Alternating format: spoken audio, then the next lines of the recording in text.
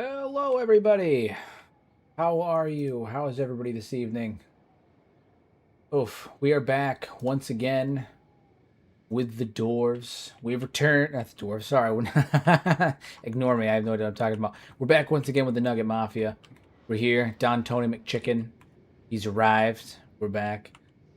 Yeah, we're working on building up some more of the Nugget Mafia here. I think that we're in the final hull now because um what is it? We're in the last little bastion, last little rush.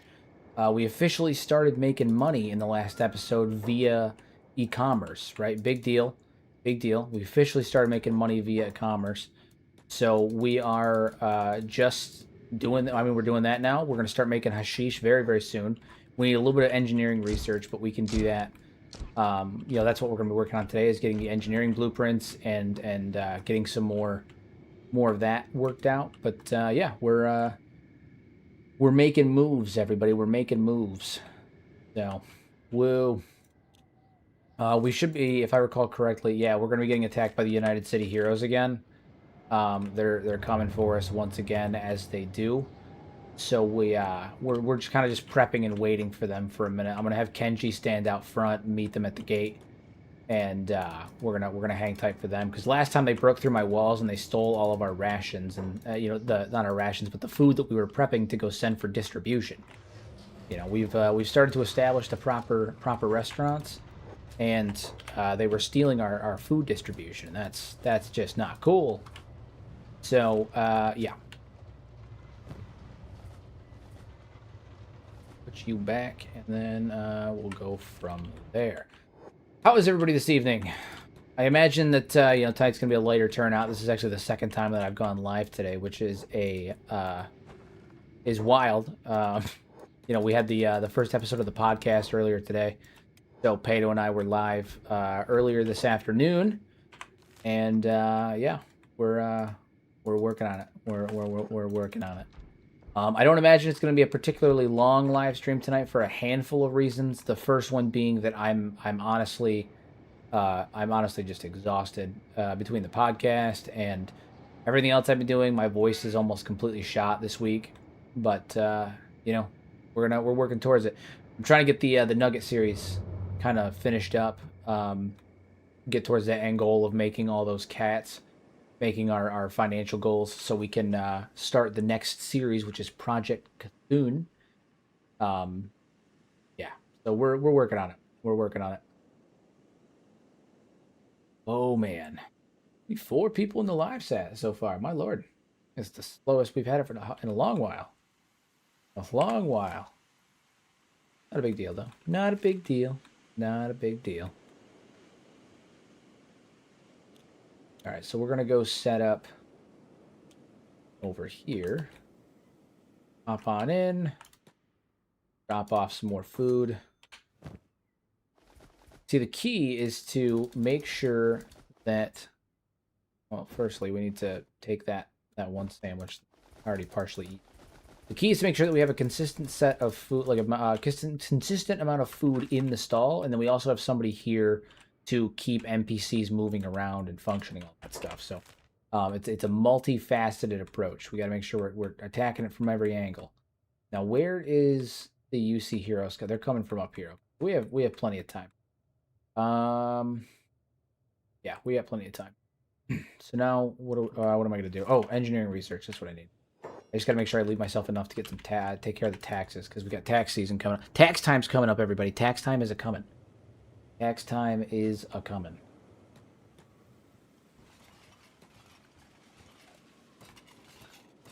That is a terrifying ninja. I'm gonna be honest with you. That's a horrifying ninja. Absolutely horrifying. It's horrible. It's horrible. It's truly horrible. All right, 6 o'clock. The store opens up. We're gonna grab that research, that engineering blueprint, and then head back to the base. A couple things I want to do. I'm trying to watch the new podcast, and you start your stream. We've been spoiled by Kenshi content. Well, I like to deliver. It's what I do. It's what I do. It's what we do. Just wait. There's even more good stuff on the way. Soon. Soon. We got even more good stuff coming. All right, so we got engineering research, which is what we need for hemp hydroponics, so we can start making start making hashish. So now we can officially start making drugs. We can officially start making drugs. Look at that base just functioning beautifully over there. Look at it. It's magnificent.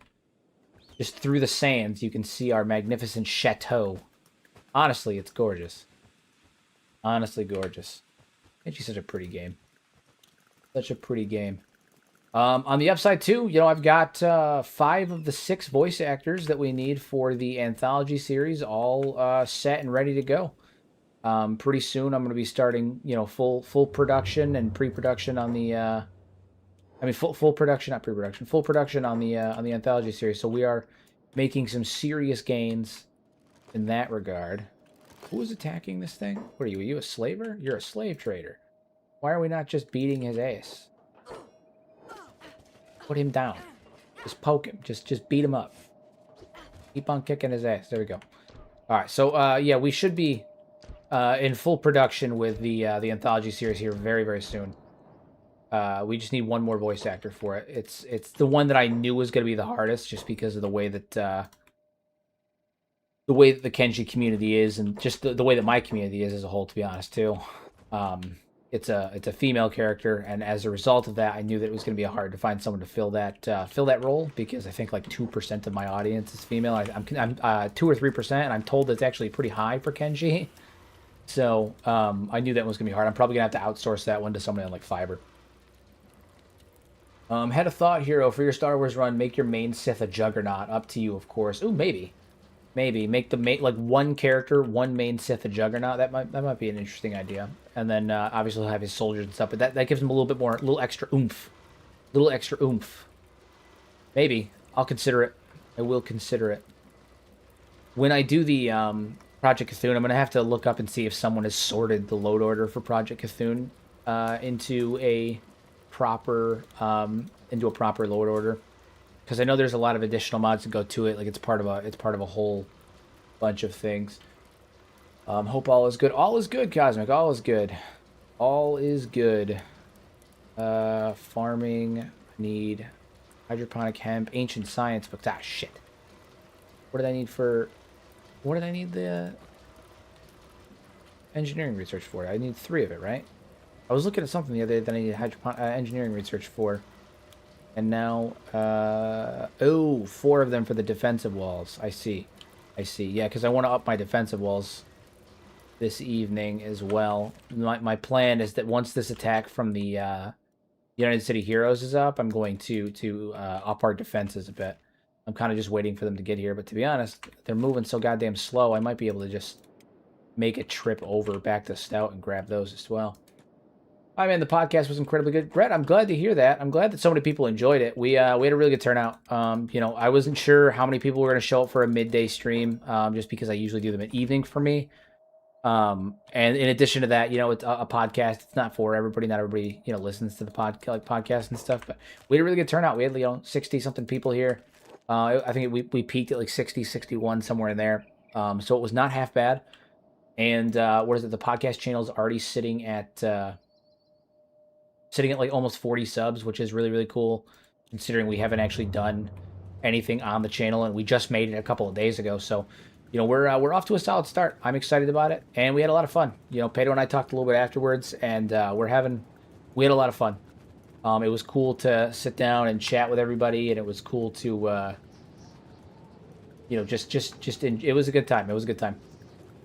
It was a good time. Love from Germany. I found you through your shorts where you talk about Kenshi lore. Inspired me to play Kenshi again. And I love your shader in the Nexus, by the way. Good work. Thank you. I'm glad that you like it. I'm glad you like the shader. I'm glad that you're looking at the shorts. Yeah, no, I appreciate it. If you have any questions about the lore, do ask. Obviously, I get my shorts from my live streams, so if you ever have any questions, let me know. And then as for the reshade, I was really excited to see that my reshade is actually trending on the Kenshi side of the Nexus. Granted, you know, Kenshi's not huge on Nexus mods, but it was still cool to see that the reshade is actually trending right now. I think it's like the second most downloaded mod for the last couple of the second most downloaded mod on the Nexus within the last couple of weeks. My brother, you're becoming international. I know. I know.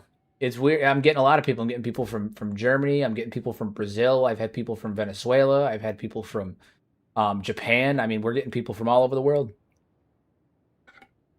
All over the world. I love to see it. I love to see it. Yeah. God damn it. They only have one. That's not very good. Need more than one. Actually, really annoying. What are the chances that I could make? Shit, I could probably make it all the way to Henge and back before they get there. Cool. It's funny that Don Tony McChicken here can run at like the speed of sound. So in the time that it's taken these guys here to get from like here to here, I have run from Stout back to Chateau McChicken, all the way back to Stout, down to Henge, and I'll make it back to Chateau McChicken before they even get there. I mean, Don is a speedy man. That's why they never catch him. That's why they can never catch him, even if they tried. Even if they tried, they never will. Never will. So we're gonna head over to Henge. We're gonna grab some ancient science books because we need a handful of those for the purposes of what is it? Hydroponic hemp, so we can start hashish production this episode. That's the goal. Starting the production of the hashish, the hash, the good stuff, the drugs. No, we had a good time though. Pedro and I had a lot of fun. It was a really good time. We were super stoked about the turnout. The interaction was really cool. We're thinking we're probably going to do it every other week. So not this upcoming, this upcoming Thursday, but the next Thursday we'll do it as well. Hey, Primer, how are you? How for art thou, good sir?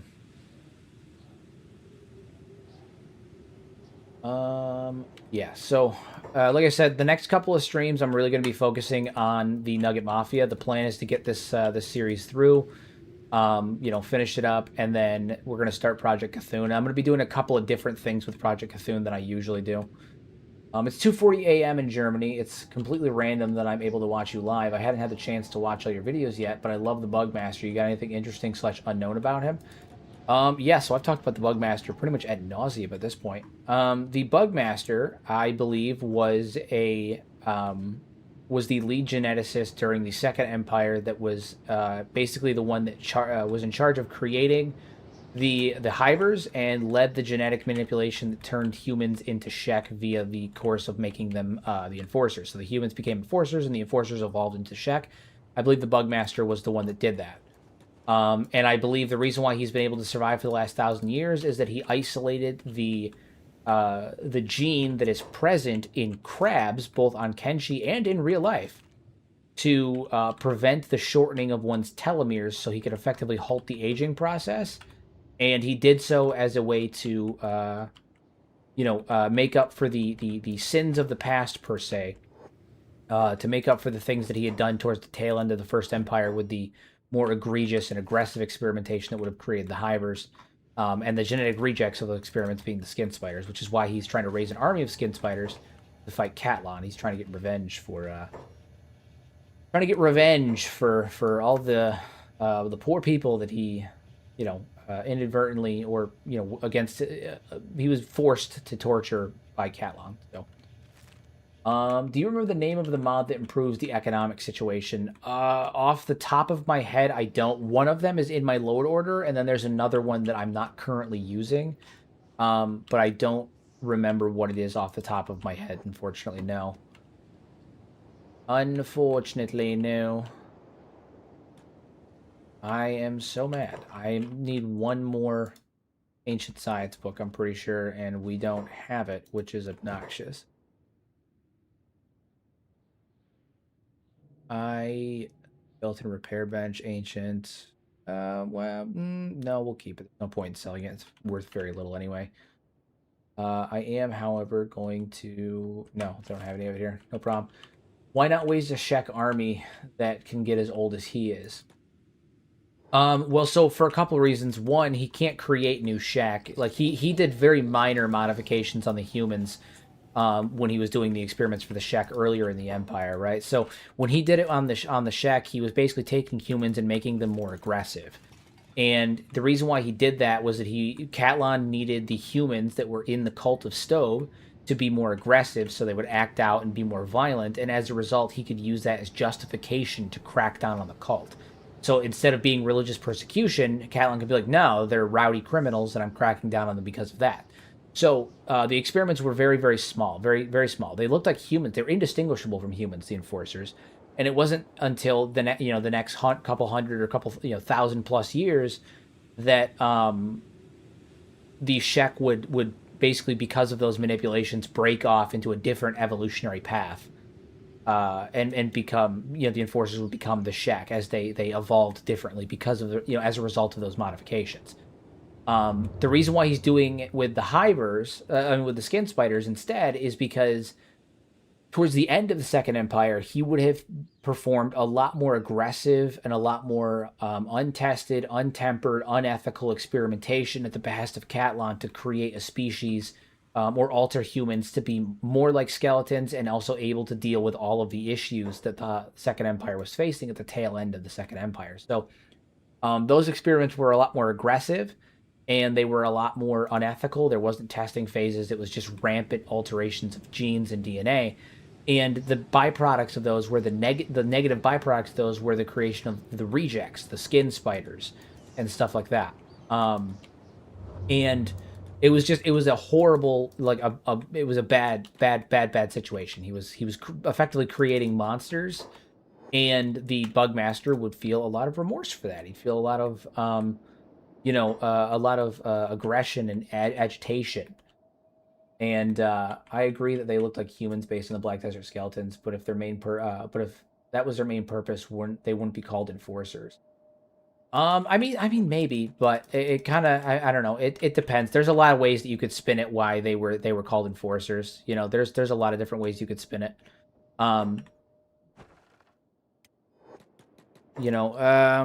What was I saying? Oh yeah, so effectively speaking, he's using the skin spiders as a form of poetic justice, using the rejects of the experiments, the people that he victimized, effectively, to making an army of them to seek his revenge. There's a bit of poetic irony on that.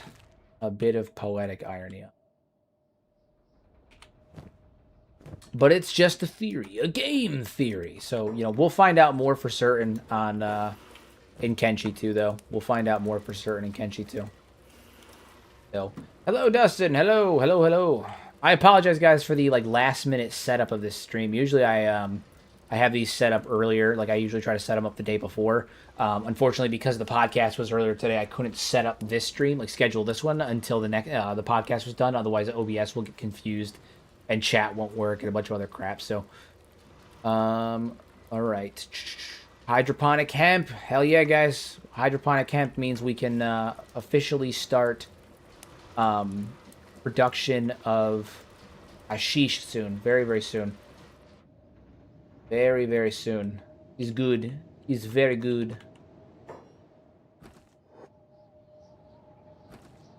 United City Heroes are going to be here any minute now. Once they show up, we're going to be...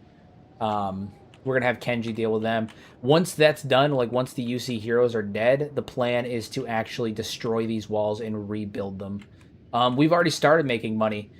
We have our restaurant set up, our first restaurant, and we've been seeing the results of that. Last night, within the 20 minutes, I made almost 25, somewhere between 25 and 50,000 cats from selling dust witches. So we've already started to make money. We've already started to see the profits from our ventures. I mean, it's happening, guys. It's happening. Kenji, you're gonna come down here. Your job is to just hang out right there, because the UC Heroes are coming. There they are, all of them. Yeah, there's a fucking ton of them too, like little rats. We need the restaurant revenue for laundering our money. We're running an illegal drug operation. We gotta launder money on the back end. So that's what the restaurant's for, but we're gonna be making hashish as well. Also, unfortunately, I know this happened really late last night. One of our enforcers, one of our main dudes out here, his name was Joey Frankie Three Fingers. Frankie Three Fingers went out. He got knocked off the wall, came out here to fight some of these Reavers, and one of our own turrets shot him in the back of the head and killed him instantly. I scrolled down, and there's just a crossbow bolt going through the back of his head and out the front, and he just corpsed. Died immediately right on impact. It was devastating. Friendly fire got him good. It was a horrifying thing. It was a horrifying thing.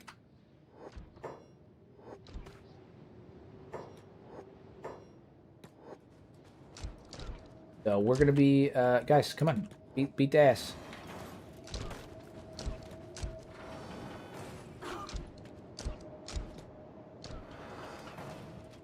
Put him down. Put him down.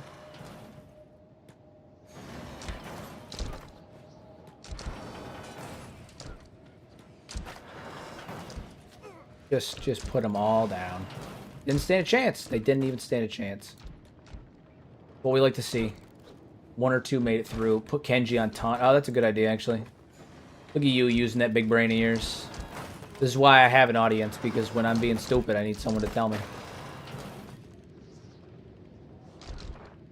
That's why we have an audience. Do we know why the lifespan of? Do we know the lifespan of all races? Why is it? Why is no one like Tengu trying to become immortal by transferring his mind into a skeleton somehow? I know the technology is lost, but why not try? Because that kind of technology is so far outside. I imagine that like level of tech is so far outside the scope of what they think is possible. Like that requires a vast amount of tech and research and understanding. Like, you know, thoughts like that weren't even in our own mindset. You know, 100 years ago, 200, 150 years ago. And Kenshi has been blown so far back in terms of tech. They have some advanced tech. And then in other areas, they don't. So, like, it's so far outside the realm of what they think about and what the possibility of what they think about. I imagine that, like, some people want to be immortal, but most people are just happy to be alive, you know? But no, we don't really know the lifespan of most races. Obviously, humans live a typical human lifespan. We don't know how long Shek live or what their lifespan is by and large, because most Shek die in combat. Also, the average lifespan on Kenshi, I imagine, is quite low comparatively to our own. Obviously, skeletons don't age. I think the Hydra Queens probably don't age as well. There's some evidence to back that up, but there's also some evidence to not support it anymore, depending on the source that you're looking at. So it can kind of go either way on that. Well, god damn, dude, they took my sandwiches. They took my Mitches. Oh my god, they took my Mitches. Up, man, you can't be taking people's Mitches like that. Dislike that they always run straight for my food. I know why they do it. Like, that's obviously the reason that they're here, but, like, come on, man. Just a happy to be alive. That sums up Kenshi pretty well. Yeah, I mean, that's just the... That's the mindset that at least I imagine most of them have. You know, I could be wrong on that, but I just imagine most of them are happy to even be alive. Like, or not happy to be alive, you know, depending on, I guess, how you look at it. Because Kenshi's kind of miserable. You know, it's kind of a miserable place to be. It's kind of a miserable state of being. I don't imagine there's many positives to being on Kenshi. Even the nobles don't necessarily have it the most great. Like, they have money and stuff, but like they step outside and without their retinue of samurai, and they're pretty much done. You know, nobody is safe on Kenshi. That's like part of it. That's a whole part of the whole thing. Are they fleeing, or did they get held up? Like, did we only just take on, like, a small portion of their forces? Is that what just happened? I'm curious as to what's going on here. Bounty hunters. That guy's running. Ah. Sad Neil is sad. Sad Neil is a sad guy. Sad Neil is a sad guy. But, you know, skeletons are kind of the exception to that whole happy to just be alive thing, because, like, their existence is kind of shit. Being a skeleton is not great. Being a skeleton is not great. Can I pull from here? Because that'd be fire if I could pull all the way. I can. Oh my god. Peak gameplay. I figured it out. Peak. All right. So I'm gonna run over here actually and see what the dealio is with that, and I'm gonna run over and throw some more dust switches in my shop counter. What's happening over here? Oh, these are Manhunters? Yeah, these are manhunters, but why are they listed as the enemy right now? That's not what we're trying to do. So the happiest guy in the world would be OG Lord Beep. Oh yeah, I mean Beep's a big ball of sunshine, man. Beep is an innocent little cinnamon bun that needs to be protected at all times.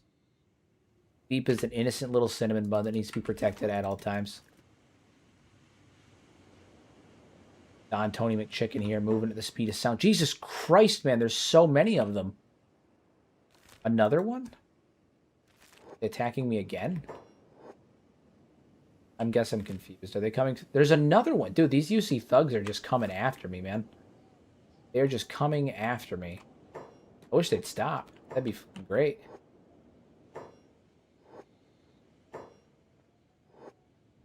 Actually, you know what? Go ahead. Come after me. I'm going to bring you guys into the city. I'm going to bring you guys into the city. What are you doing? You're retreating? No. Unacceptable. All right. Well, they're retreating, but there's another one. There's another group just headed right towards us, which is annoying. Oy vey. Oy vey. All right. 2-hour restaurant tour. Hell yeah. Drop off some more sandwiches. Good. It's good. All right. So we have some sandwiches. That's good. Those are being bought and sold. How are we doing on... yeah, so we're open to the public. That's good. That's good. Yeah, people should be popping in and buying things at the counter, although it seems like they're just popping back here. I don't know why they're doing that. I don't know why they're doing that. Yeah, they're just going up and doing random shit. We were selling stuff. It seems to have come to a bit of a halt. Imagine a skeleton doing food and restaurant reviews in Kenshi. That would be fun. I would die. Listening to a skeleton try and like break down, like understand cuisine, understand food would be really funny, really funny. All right, so we have tax. Was it tax time's coming up real soon? 18 hours. So we do need to take care of that. We need to keep that in mind. Where is the UC Heroes base? Is it up here? I think it's up here. Don Tony McChicken, we might need to go deal with the competition. I'm getting sick of these UC Heroes coming in here and bothering me. I'm getting kind of sick of them. Kind of sick of them.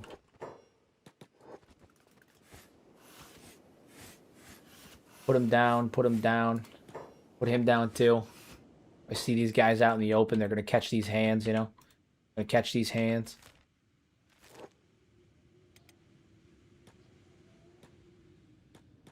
The group over here. Yeah, where's Lord Mirage? Because I'm going to go absolutely like decimate this dude. He's really ticking me off. I don't remember where he is, though. Paint shop. Obatize right up here. Where is Lord Mirage?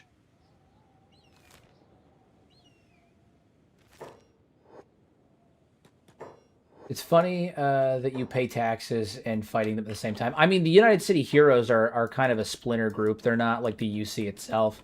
I pay taxes because Don Tony McChicken's not a fool, and he's not going to go the way of Al Capone. You know, Al Capone got caught because he didn't pay his taxes. That's that's the whole thing. So Don Tony McChicken, he's smarter than Al Capone. He's not a fool. He's not a fool. He's going to pay his taxes, and yeah, we're not gonna be that guy. We're not gonna be that guy.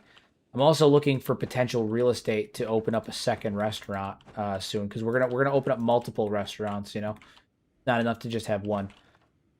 So we're gonna have to open up multiple restaurantes, and I'm wondering if it may be worth it to like put it in one of these small shacks. 4,000. We can open it up, throw a shop counter in there, and just start selling out of these small shacks. You know, just have someone come in.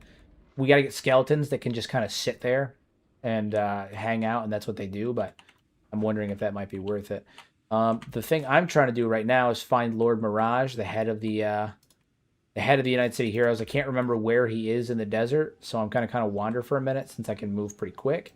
And the hope is that I can find him. I'm gonna go find him, knock him the fuck out, and yeah, we're gonna deal with that. I'm sick of him sending his thugs after me. Lord Don Tony McChicken will accept no inferiors. He will accept no inferiors. I might actually Google. I'm gonna look it up where it is on the map because I'm dealing with him. He's really getting on my nerves. Lord Mirage. Kenshi. Been a while since I found him, so I'm trying to remember where he is. Fort Mirage. Where's that at? Fort Mirage. It is just above Shobutai. Oh, there it is. Oh, look at that. Right as soon as I said it, it shows up on the map. That's funny. Soon as I said it.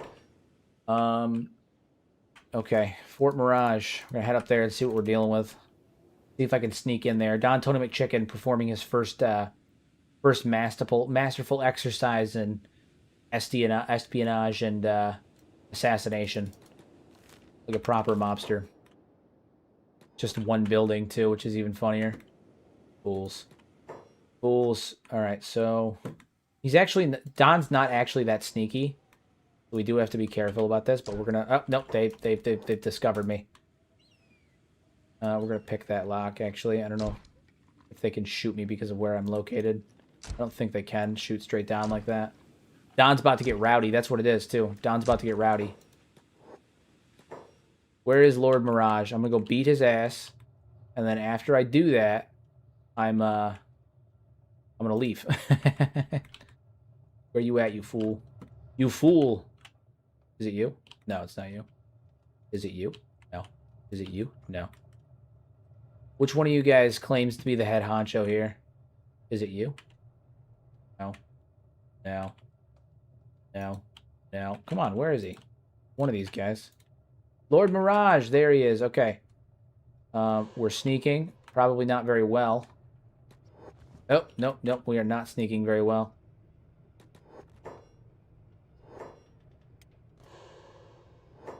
We're going to knock him out. Oh, I failed. I failed. Don, stop sneaking. Don, stop sneaking. We're going to see how he does in combat, because he is a hell of a lot stronger than them. They have numbers, but he's also indoors, so he's got that sweet indoor bonus. Worst case, I book it. Don can run.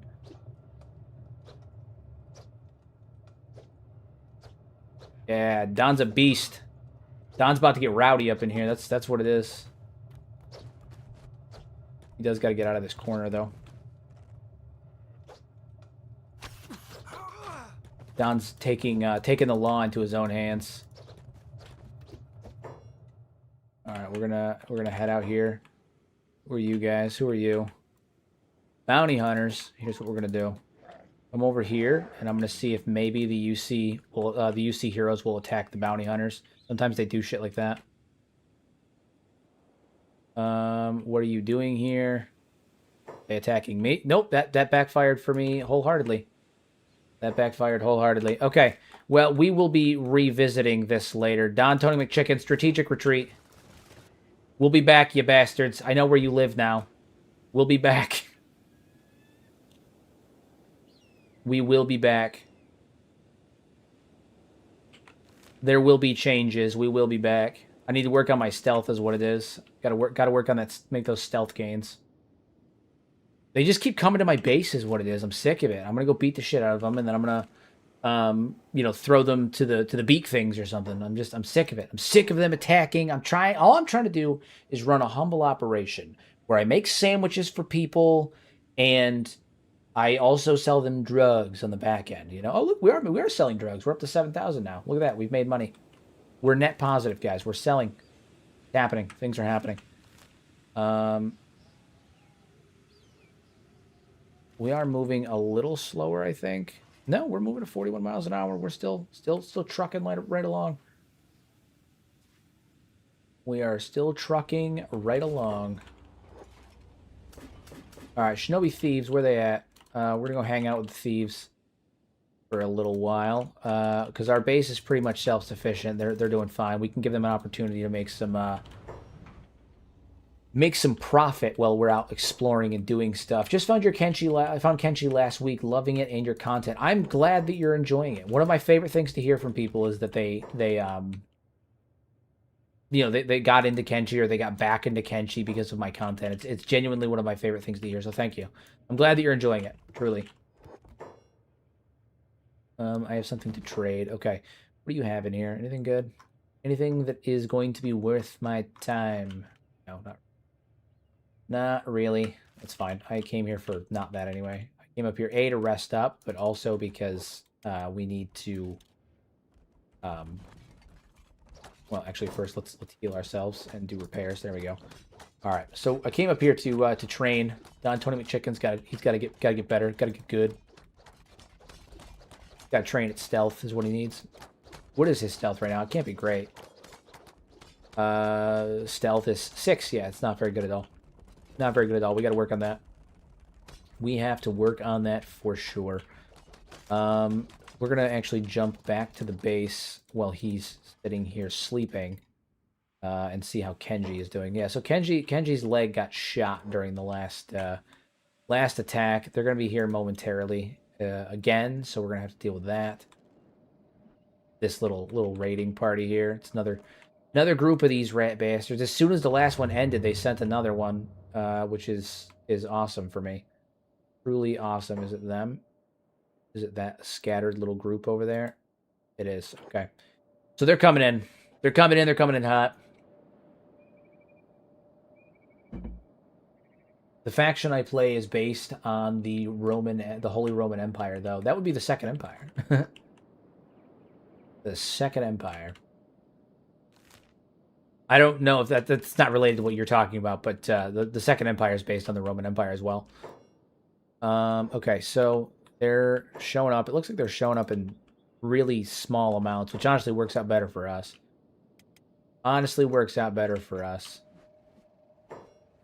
Oh my god, this enslaver, man. He just keeps making that mistake. Keeps making that mistake.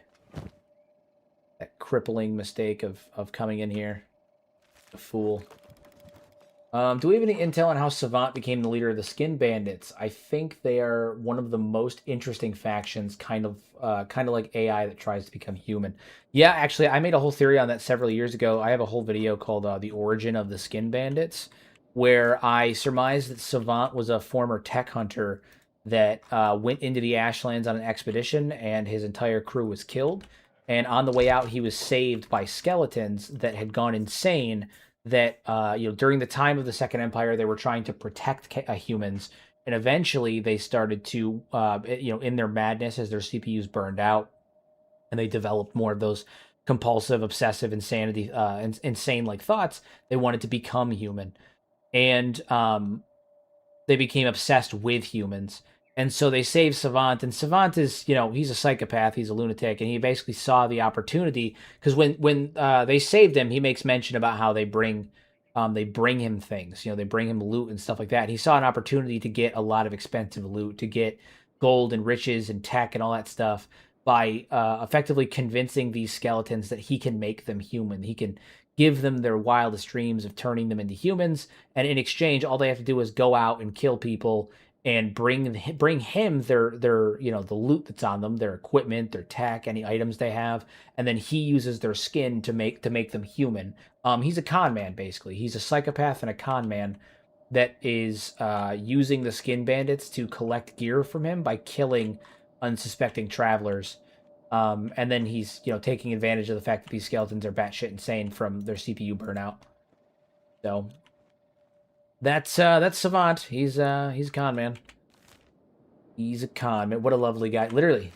I mean, he's a stellar chap. That guy right there. That boy. That man. Burns making them gains. All right. Wind power is low right now. We are not doing well on power output. I'm gonna have to fix that. Kenshi just tearing through him as he usually does. Tearing through him.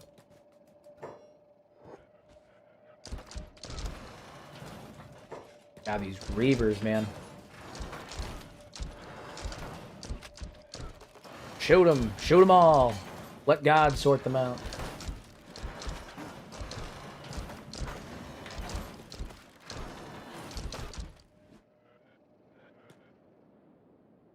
When's the next round? All right, so these they're coming. They're just coming in really slow waves. They're all showing up just really slowly. All right. Are you up to Gatling harpoons? No, on this playthrough? No. We're still using Mark II crossbows. I'm going to upgrade the harpoons in just a couple of minutes. Basically, once this raid is done, I'm upgrading the walls.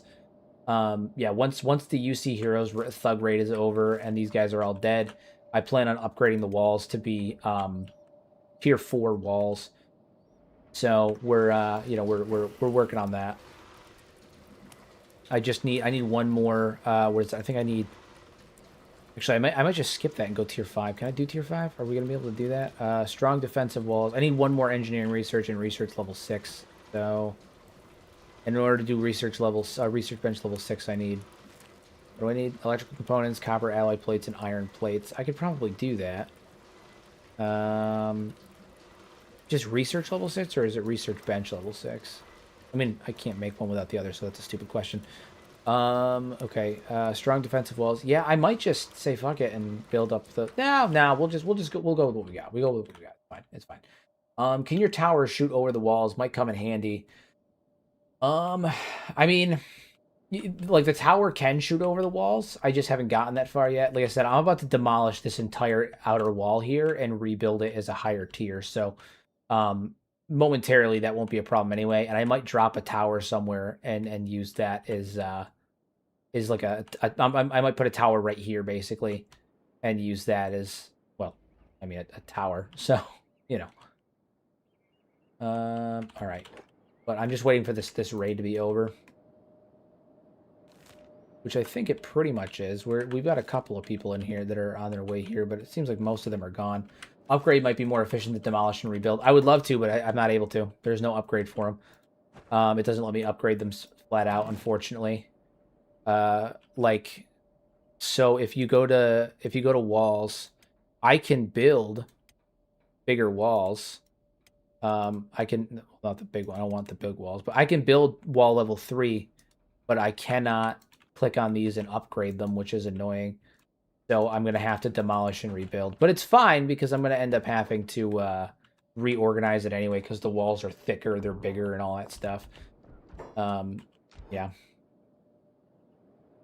Sand Skimmer just got absolutely demolished.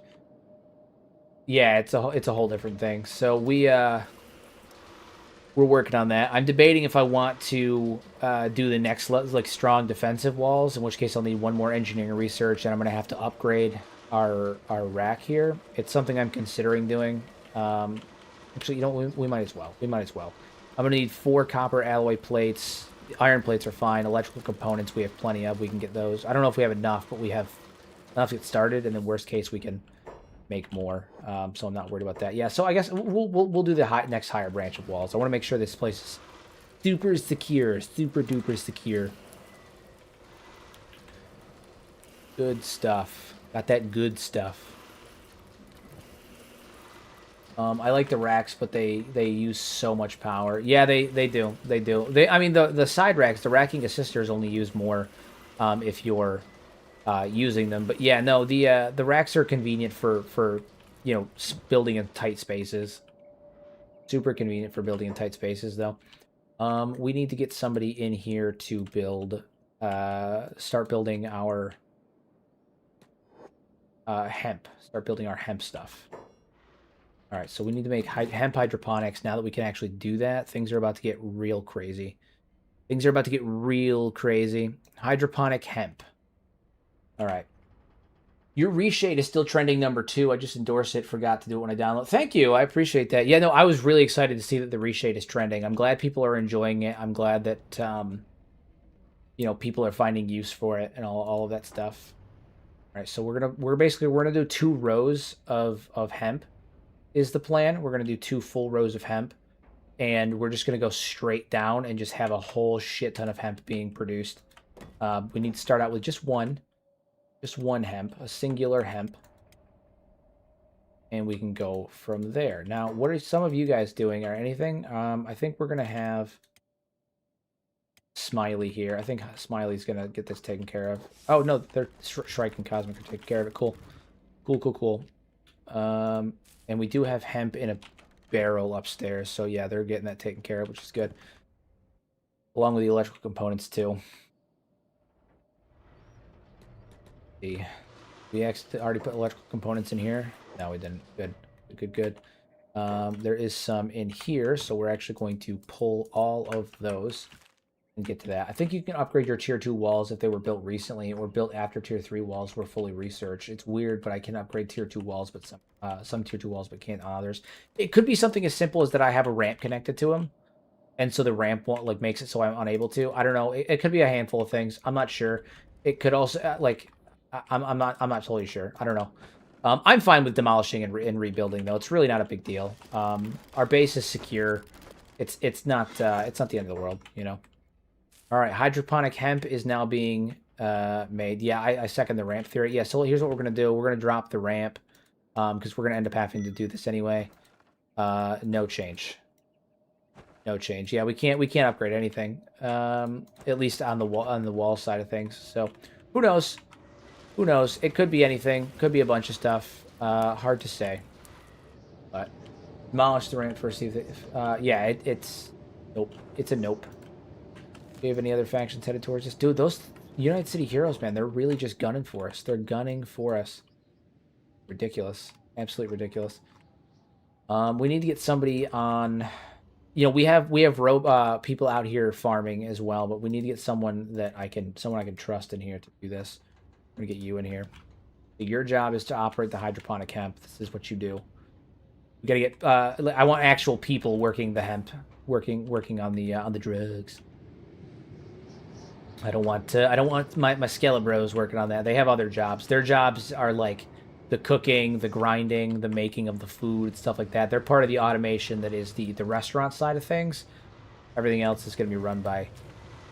Got to be run with human hands. Or, well, non-skeleton hands. Okay, so we're going to get these all built up. That's what we need. Yeah, we're going to demolish. Get it done. Demolish, get it done. I may end up having to do some Shift F12 adjustments. Oh, you cannot delete this wall. Why? Well, that has mounted buildings. Oh, I see. Okay.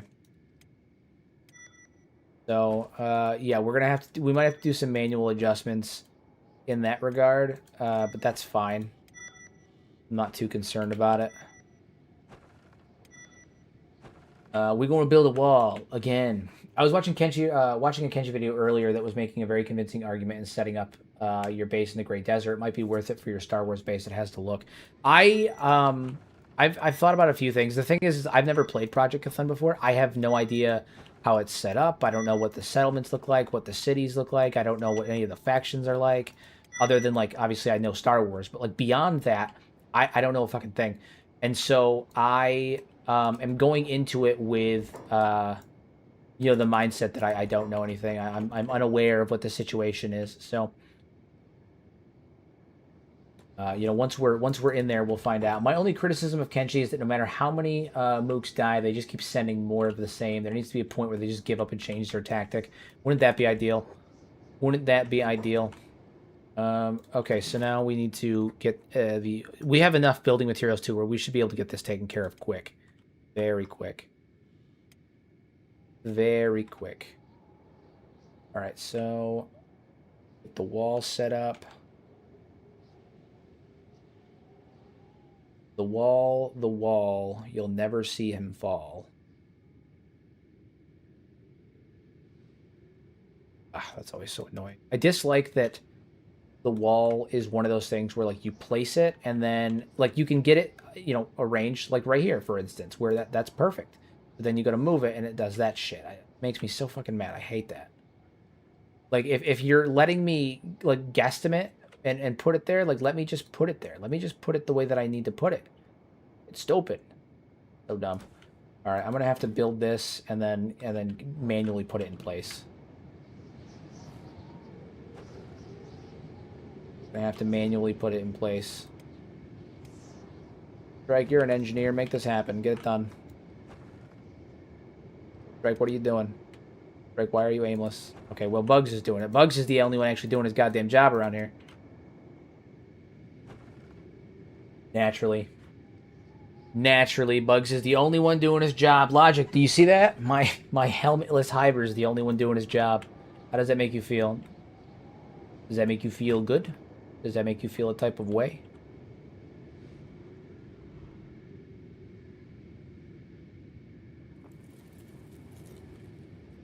We'll get the wall built up, and then I'm gonna have to manually move this thing into position, which is gonna be a little annoying, but it's not a big deal. I'll have to save, reload. It should, hopefully I don't crash, but if I do, it's not the end of the world. Joys of saving and reloading. And then from there we can, you know, work on getting the rest of the wall set up. Getting the rest of the wall set up. But get this part taken care of. All right, you're sitting over here. I'm gonna have you actually head back to Stoat. Run, run! It makes me feel like he needs to wear a helmet to give me any, for me to give him any kind of praise. All right, I'll work on it. I'll work on it. All right, let's get this in position. Makes me think he needs to wear a helmet to get praise. You don't get told you're a good boy unless you wear a helmet. Funny. You're a funny guy. You're a funny guy. Yeah, that'll do. Then can we go any higher? Yeah, we should go higher. Go higher. Go higher, but not too high, because then they can actually walk onto our base from right there. So just that high. That's good. Good spot. Good spot. All right, so now we have the annoying task of saving and reloading, and fingers crossed we don't crash. We very well might. Wait, so almost finished episode 2. Where's my boy Zeep? I'm hesitant to tell you that. I'm hesitant to tell you that. It was a sad day. It was a sad, sad day.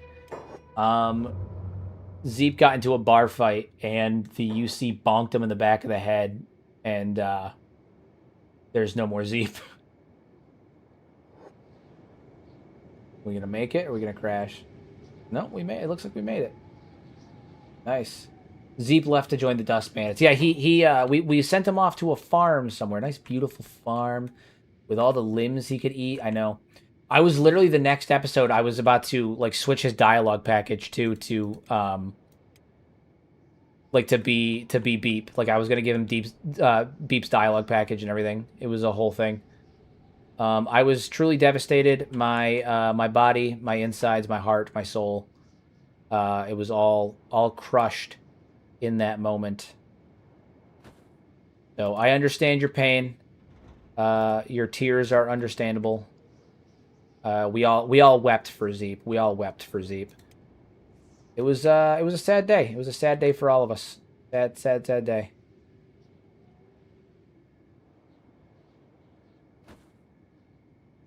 Yeah, the UC, he got into a bar fight when we were in Henge, and the UC, you know, tacked a bounty onto him, and they bonked the shit out of him, and he didn't survive the bonkening. He did not survive the bonkening.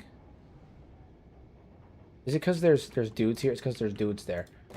Ridiculous. Okay, we need to have them get the hell out of our face. Get the hell out of my space. Get over here.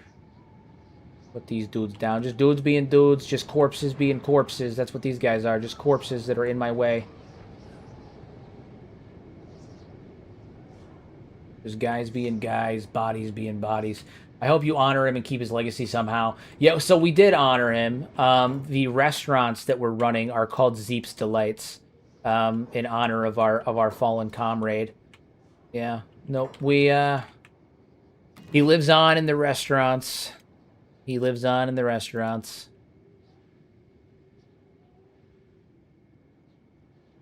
Such a creative way to bring him back, and I loved it. Job well done, but also I like that you stick to the consequences. Yeah, all of my playthroughs are non-save scum. I refuse. I thought that the way we were gonna bring him back was you know, it was a little cheap, admittedly, but like I was willing to do it because like it's fucking Beep, man. Like I didn't want to lose him. But you know, when he died the second time, I was like, you know, it's what are you gonna do? There's nothing I can do. Like it's done. Unfortunately, we lost him. What are you gonna do? So it wasn't ideal, but it happened, and we were sad about it. But we moved on. We moved on. We moved on. It happened. We were all sad, but we moved on.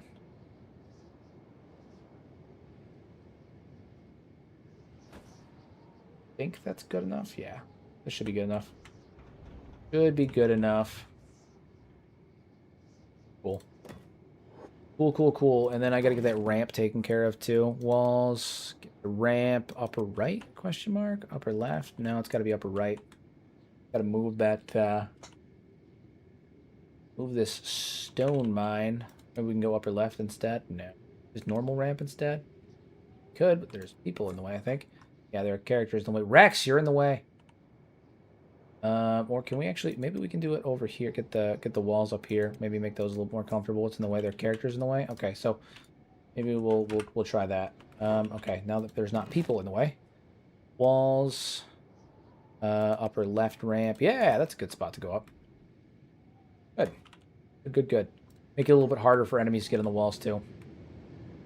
Good stuff. Okay, I don't know, Hero. Looks like you might need to start practicing your women Shek voice for real right now. For right now, yeah, literally.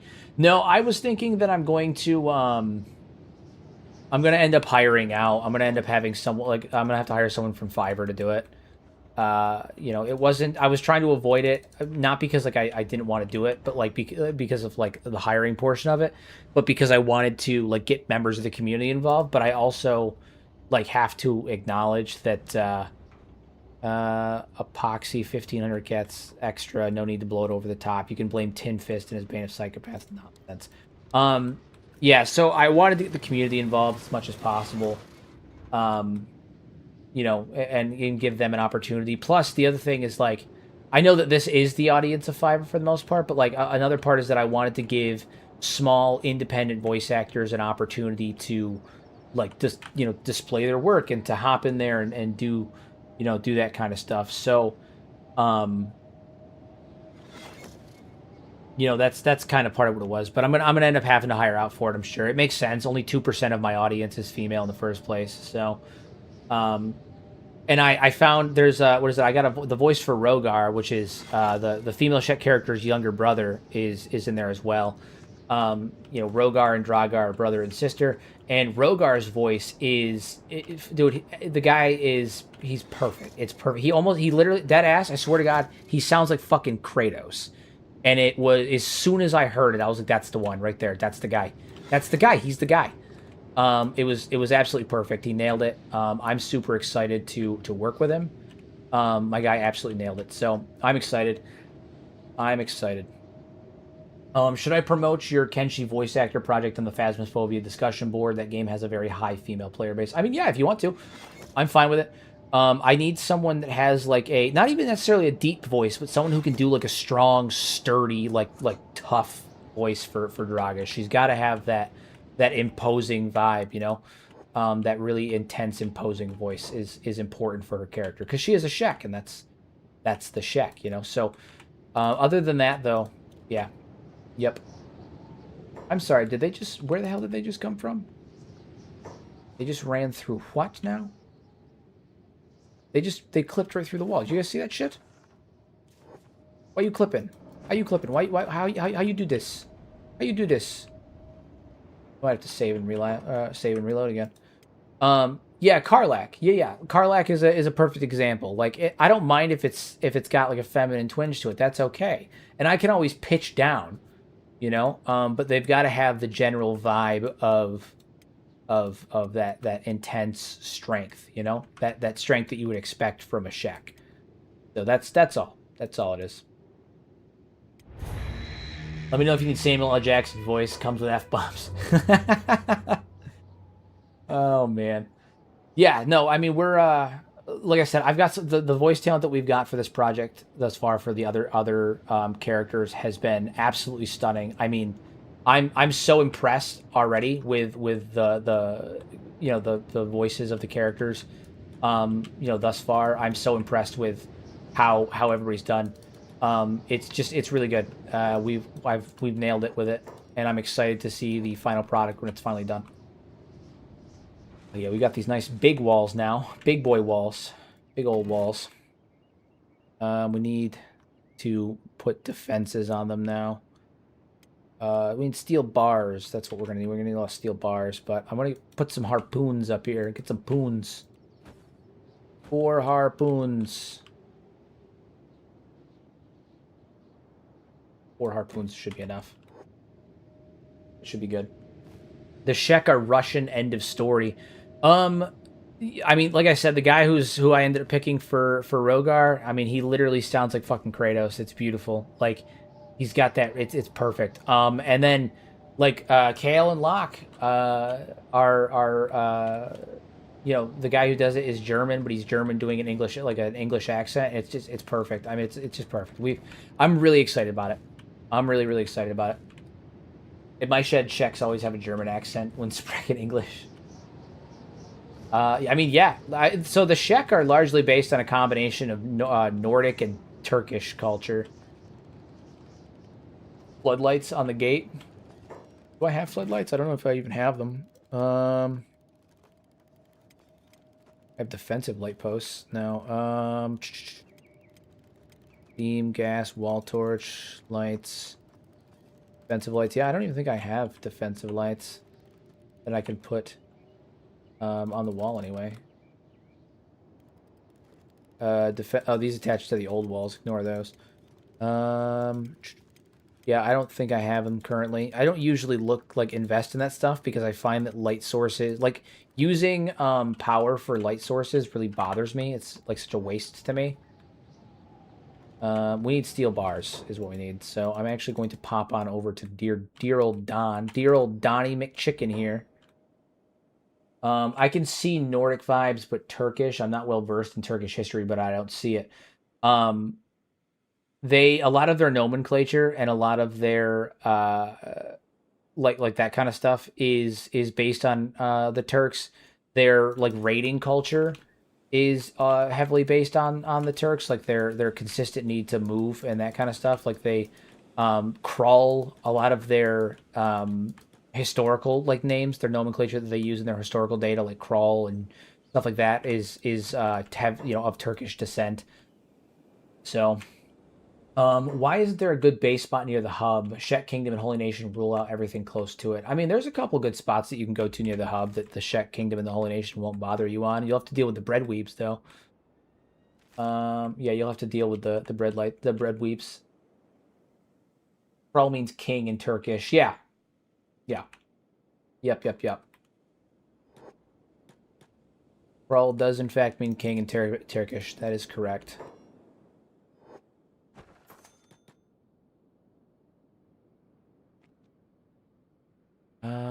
How are we doing on food? We're actually making money. All the money that we spent, what is it? All the money that we just spent on taxes, we blew 4,500 cats. We already got it all back from food. I mean, it's not ludicrous amounts of money that we're making right now, but we're making money, and it's only going to get better as we continue as we buy more property and we start selling better food too. Because right now we're selling those sandwiches for about 777 cats a piece, which is fucking ludicrous for a sandwich, by the way, but, you know, to each their own. Steel bars. I need a ton of you. Yeah. Nice. Nice. I went into far more detail about the Turkish stuff in an earlier video, but my brain is fucking fried right now, so I'm having a hard time with it. How close are you to hash production? We just started producing hemp, and we're going to be producing hashish very soon. We just started producing hashish though. Producing hemp. We've got hemp hydroponics. I wanted to make sure that we were growing hemp indoors in hydroponics. One, because obviously the ground won't support it anywhere else, but also because like the house behind there needs to be build a house outside your walls and put your store counter there. That way people can buy your stuff even when your gates are locked. I mean, I would. The problem is that our grow area here, like our base of operations, needs to be largely secret from the outside world, with the exception of obviously the the enemies that come here by raids that I can't control. But like the point of building here is that like it's a hidden facility. It's a hidden grow facility that like we're paying our taxes are for the purposes of keeping the United Cities from, keep looking at us too much, What about the Holy Nation coming every week and killing non-humans, and Shek taking 40,000 cats in value every week?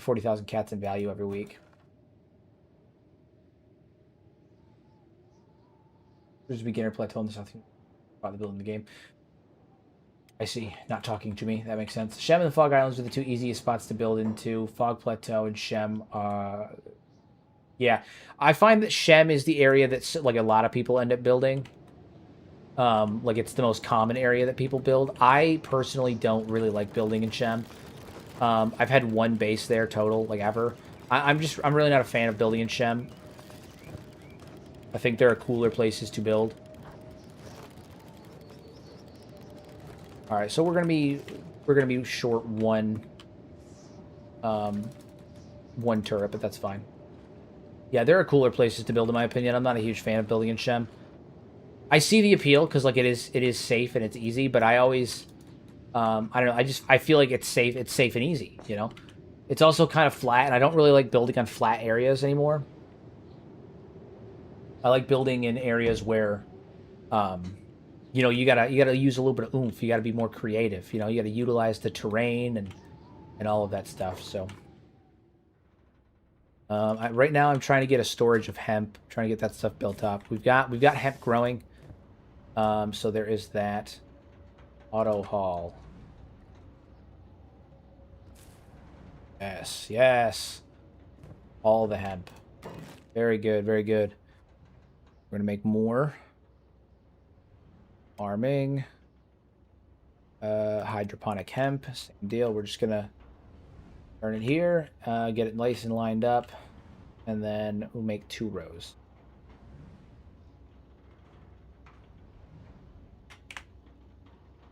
Good.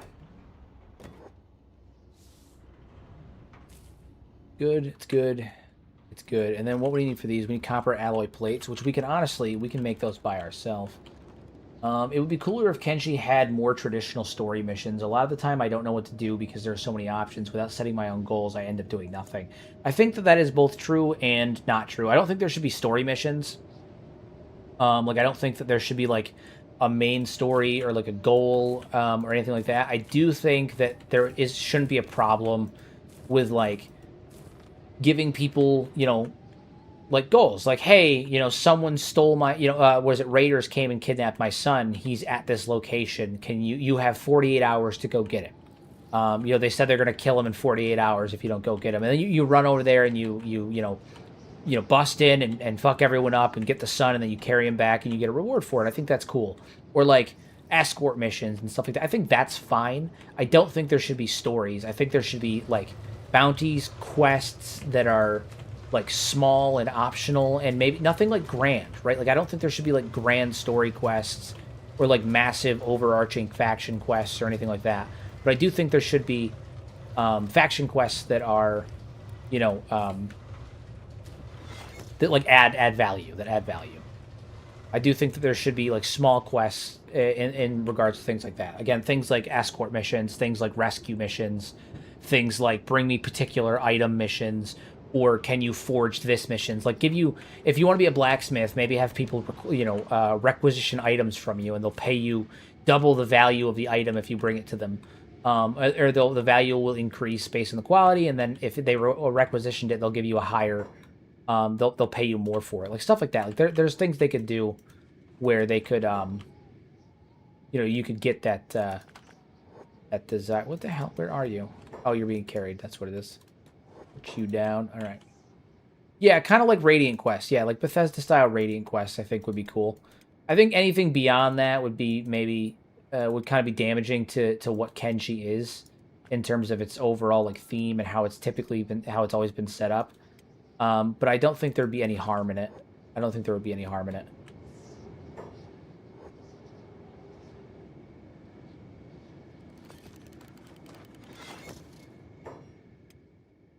That's what I meant to do. I realized I set you guys to do that. There we go. Now we got harpoons. Now we've got poons. No one say a word. No one say a word. Or maybe just Steam achievements that you can use as a baseline when we're doing stuff. The Steam achievements would be cool, but I don't think that would be beneficial to what you're saying, just because eventually, like, the Steam like, you do it once and then the Steam achievement's gone, you know? But I do think little side missions could be cool. I think I could see the appeal, I could see the benefit. I do think it would be good. I don't see an issue with it. Walking in darkness. What do you mean? Better? It's a bit better, actually. I think having once per playthrough quests like bounties for robberies and banks and palaces and value trade caravans, ambushes and stuff. Yeah, no, like all that stuff would be really cool. All that stuff would be really neat. I agree. I agree. I agree. I'm missing. I need one more steel bar. That's annoying. But we are making money, so that's cool. What do we need for better food too? Because I'm pretty sure food cubes and stuff actually sell better. But I'm trying. I want to see what we need for it. Food cubes. We need bread and green fruit. Yeah, we're not making green fruit. That's for sure. What can I do with more cactuses? Anything else I can do with that? Dust witch, gohan, meat wraps, rice bowl. Anything with rice bowl? I don't know. I need rice wheat for that one. I can see it at the bottom. I don't know why I'm clicking on it. Yeah. Nope, just dust witches. Just dust witches and meats. Yeah, dust witches and chew sticks. Food cubes, we need green fruit, but I don't have green fruit researched. Theoretically, I could, but then it's more hydroponics and all that stuff. I think we'll just stick with the dust witches. I need to open multiple restaurants is what I need. That's what I need to do, is I need to open up multiple restaurants.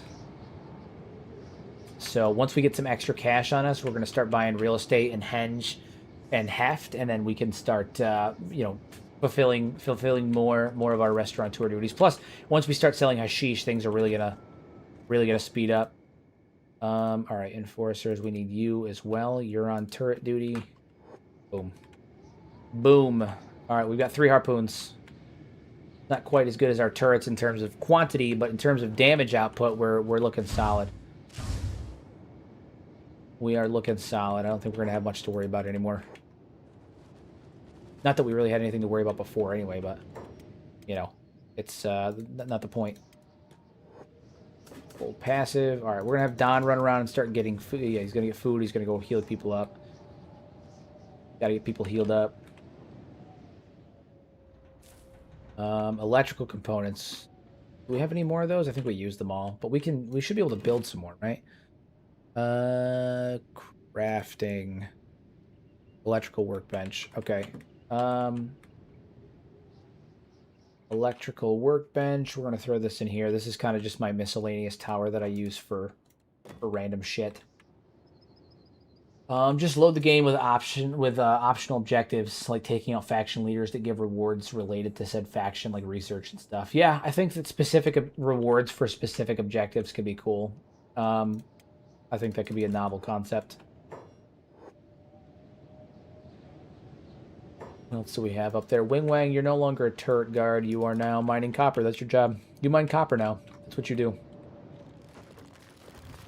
You mine copper now. That's your job. That's what you do. You live to mine copper. Because we need to make electrical components. Telltale-style game in the Kenshi universe would also be great. I just want more games with the Kenshi lore and universe. Yeah, I agree. I agree. Can you imagine the art... what is it? A Telltale-style game in the Kenshi universe with the art style of Asian Fanboy. Peak. Absolutely peak. Absolutely peak. Would be absolutely peak. You pass, butter.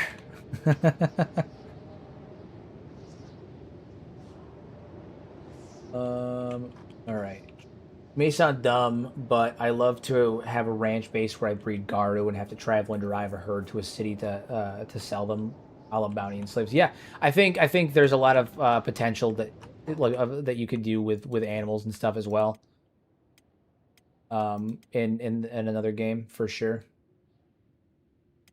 You're no longer a turret guard. Your job is the electrical components. That's what you do. You make electrical components now.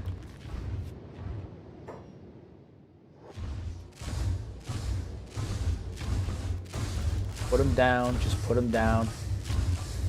Nice. Nice. I love to hear that sound. Just the thum, thum, thum, thum, thum, thum. Great. Fantastic. Favorite Asian fanboy video? I really like the Manhunters one that he just did. And Fertile, because obviously Fertile has the most NPCs on screen. I think the one with the best choreography, actually, in my opinion, is the Sand Skimmer one that he did. I think the choreography in that was absolutely stunning. Absolutely stunning. It was fast. It was quick, like fluid. It was really good. It was really good.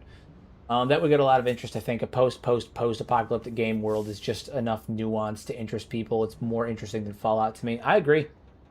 I agree. I think a world that's been so like absolutely decimated by conflict and casualty and all that stuff is always really interesting.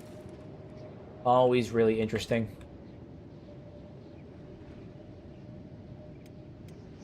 Yeah, dude, I love seeing money just passively go up. It's badass. It's gonna be even better once we start getting drugs. Actually, you know what we could do to increase the speed at which we do get the previously mentioned drugs is here we will get Don over here. Get the Don over here. Open this door. Don's gonna go on a field trip. Don's going on a field trip.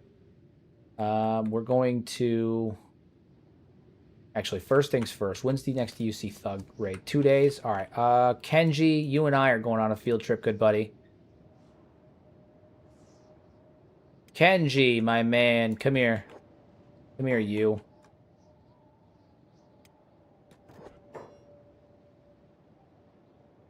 Pick him up. Alright. Don is going on a field trip. We are going back to Fort Mirage. We're going to go deal with that fucking problem. Moving at the speed of sound. I also realized that saying Kenshi-themed spin-off, game would be great on a Kenshi-oriented YouTube channel is preaching to the choir. Yes, no, you are correct. You're kind of, the sky is blue, the grass is green. Still waiting on that dank hive. We're getting there. It'll happen. It'll happen. It'll happen. If you dive into the Rakata lore, you find out that Star Wars is a post-apocalyptic setting. That's true. The Rakatans almost destroyed everything. They did. Goes to show you that Rakata destroys everything. Rakata destroys everything, which is unfortunate because I love Rakata, but unfortunately I'm also lactose intolerant, so, Rakata destroys everything. Is the map on Kenshi 1 the entirety of Kenshi? No. Nope. One continent on the moon. Just one.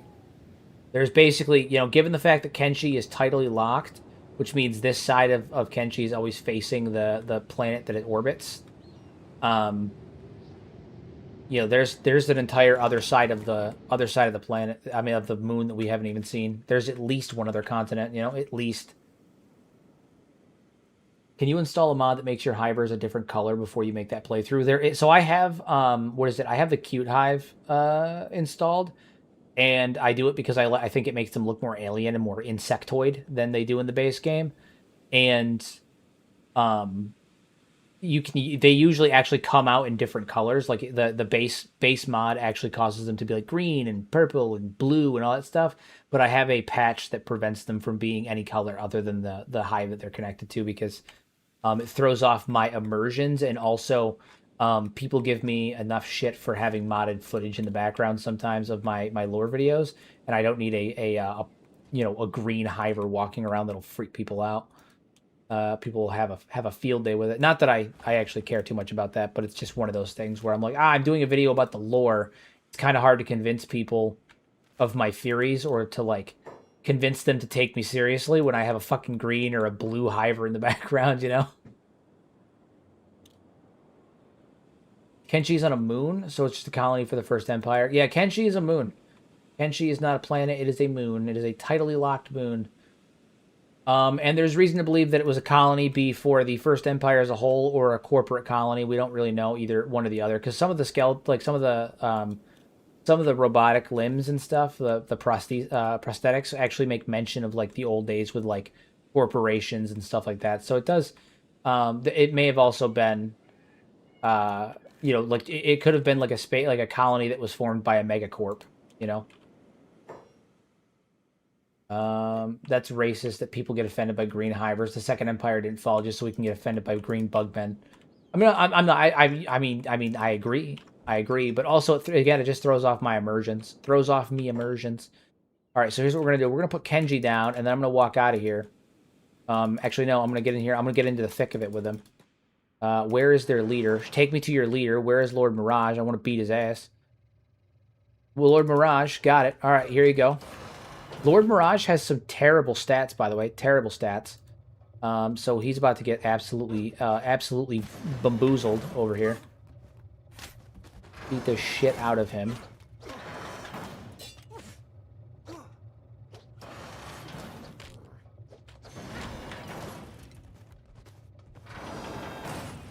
Take out Lord Mirage. Come on, finish him off. Kick him in the stomach. You see that shit? He kicked him in the stomach. It was beautiful.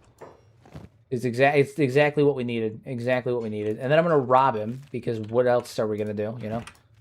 Got to rob him. Is there anything in here? There is. You're getting robbed, son. Get bopped.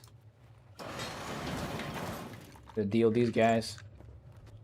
The bone remains in the boneyard near Catan are huge, so the local fauna and flora of the First Empire must have been gigantic at one point. Yeah, there's reason to believe that, I mean, like, I was talking about this earlier today on the podcast. It could have been something as simple as that, you know, during the time of the First Empire, maybe the oxygen levels were different. Maybe that's why they were using skeletons for most of their labor, aside from the fact their population was low, but maybe they just weren't able to, you know, effectively orient themselves to Kenshi's climate or Kenshi's, you know, environment at the time. You know, they were terraforming, so it could be that their terraforming was altering, you know, part of their terraforming was to decrease the oxygen levels. But increased oxygen levels would explain, or could explain, why, you know, the local fauna was so goddamn large during the time of the First Empire. Give me Kenshi vampires or give me death. Dude, I would kill for Kenshi to give us like a sci-fi spin on vampires. I think that's badass. I think that's absolutely badass. Is he dead? I need him to be dead. I need him to not get up again. And when he does get up again, I need him to be, you know, I need to kill him. He needs to not stand up again. Kenji, what are you doing? You're just hanging out? Yeah. So this place is currently getting robbed by starving vagrants. We love that. We love that. Using humans for scale, the giant skeletons in the boneyard are roughly 25 to 35 meters tall, I think. Yeah, I mean, they're huge. They're absolutely huge. You know, absolutely huge. Kenshi vampires are southern hivers. I mean, that's kind of close. But no, I'm thinking, like, it would be really cool to have, like, a race on Kenshi that has, like, you know, naturally evolved to, like, be iron deficient or something, like needs blood. I don't know, just something, you know, something. I think that I think Kenshi vampires are a cool concept and it would be badass. I think it would be badass. All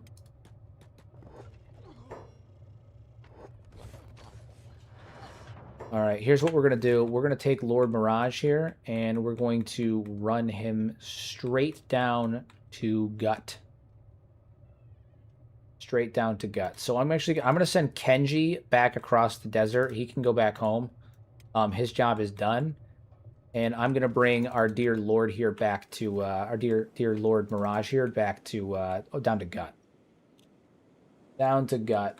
Bugmaster's gene splicing could also make Kenshi vampires, keeping it scientific and gritty. That'd be cool. That would be cool. Yeah, I think there's a lot of options, a lot of avenue. And the thing is even because the Kenshi 2 is being built on Unreal 2. I mean, it's being Unreal 2. Unreal 5. Sorry, ignore me. I'm exhausted today. Because Kenshi 2 is being built on Unreal 5, the modding capabilities are far better. In terms of the things that can be implemented and added to the game. And it would be really cool to see like a mod that adds in like a vampire mechanic with animations and like all that stuff. It'd be really cool. It's a cool idea to see. You know, it'd be fun. It'd be interesting. I'd like to see it. Yeah, you're damn right they're dead. They're all dead. We killed every one of them. No more United City heroes. No more. They're gone. And Lord Mirage here, you know what's going to happen to him? I'm going to feed him to the beakers. He's going to get fed to the beakers. That's what he gets for being a pain in my ass. He's been a thorn in my side for too long now. No more will they be attacking me momentarily. No more. I'm done with them. I'm going to feed his ass to the beakers. Run down to the gut. I like how, what is it? We basically just took out a rival gang. That really comes down to what we did here. We took out a rival mob. United City Heroes are just a really shitty mob. That's all they are. It might be easy. First, crank up the natural healing rate. Second, add a constant slow blood loss. Third, change cannibal eating mechanic to blood consumption. Yeah, it could be. It could honestly be that simple. And then all they'd have to do is add in an animation when someone's sleeping, where instead of doing knockout, you like lean over and you can like increase your hunger by feasting upon them. You know. So, yeah, we took out a rival today. We took out a rival. Admit it, you're gonna miss his creative slurs once he's gone. Rest in peace, Lord Mirage. His creative slurs, yeah, I'll probably miss those. Those are funny. They make me laugh. But you know, as for Lord Mirage and his constantly sending waves upon waves of his fodder to my base, no, I'm not gonna miss that too much. No, not gonna miss that at all. Not at all. Not even a little bit. With vampires comes vampire hunters. Yeah, that's an avenue for a whole new faction right there. That's what that is. Gives us a whole new use for prisoner cages. Yeah. Nope, there's the crash. I knew it was coming. I knew it was coming. I was moving around too quickly. I was moving too quickly. It happens. It happens. It happens. By Jove, it happens. I knew it was coming. I was running around way too fast. I have what is it? I have one person that's based sitting in Stout. I have one person running across the desert. No, I had two people running across the desert and a whole base full of people. I had too much going on at once, and I was trying to run at 3 times speed. My fault. It's all my fault. It's all my fault. First crash I've had in like 2 streams though. It's pretty cool. Pretty cool, though. That new load order is much more stable now, so much better. Much, much better. But, yeah, the crash monster rears its ugly head once again.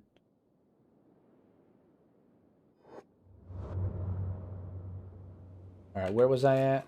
Oh, yeah. We're still... All right, we're way back here now. We are way back here now. Okay, well, that's fine. Do you want more crashes? Are you summoning Canada? Literally. Maybe I don't feed him to beakers. Maybe I send what is that? I get him in the way and send some skimmers after him. Oh, you know what? Hold on. Manhunters. Beautiful. Here's what we're gonna do. You ready? Little bastard wants to constantly get in our way. We kill all of his men, and we leave him to be enslaved. Go get him, boys. Go get him. Oh, yes. Haha.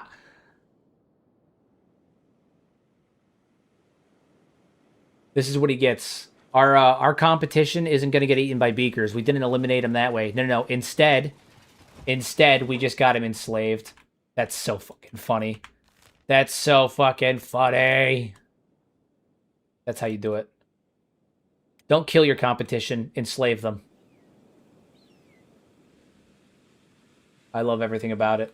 To the mines with ye. Yeah. Yep. Lord Mirage is now exclusively working the mines. That's what he does. We'll pick up Kenshi. We'll pick up Kenshi. Oh my god, Kenshi, stop moving for a minute. Don, pick him up. Perfect. Okay, so that's super funny. I'm fucking tickled by that. That's so funny to me.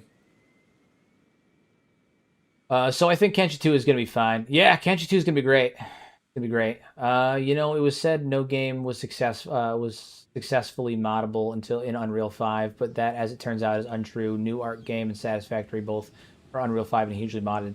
Yeah, I think again, you know, I talked about this earlier on the pod. A lot of the issues that people have with Unreal 5 is just because they're not proficient with it, and they're not using it properly. They're not taking the time to test things out and do bug fixing and all that stuff. Unreal 5 is incredibly moddable, and it's incredibly versatile. It's Unreal, man. Unreal has always been moddable and versatile. You know, there's it'll be fine. It'll be fine. People are getting all worked up over something that hasn't even happened. You know, they're getting all worked up over something that might happen, something that has a chance of happening, but like that chance is low, and it's too early to call it now. You know, we shouldn't be throwing a fit about it. You know, what's your favorite bounty to hunt? Hero and chat can answer. My favorite bounty to hunt. Well, I think my favorite in terms of just raw fun is easily Bugmaster. Bugmaster is so much fun to hunt down. The one that I do in every playthrough is always Tora the Fearless because she's just an easy one to get. I always enjoy her, and I can practice. Get some practice on her in combat. My favorite bounty to hunt though, that's a tough one. You know who it is? You know who it is? The Meat Lord. I think the Meat Lord to me is probably one of my favorite bounties to get. He's such a fucking fight, man. He's such a fight. Yeah, the Meat Lord and the Cannibal Grand Wizard, those two are probably some of my favorite bounties to get. They are amongst my favorites. Easily amongst my favorites.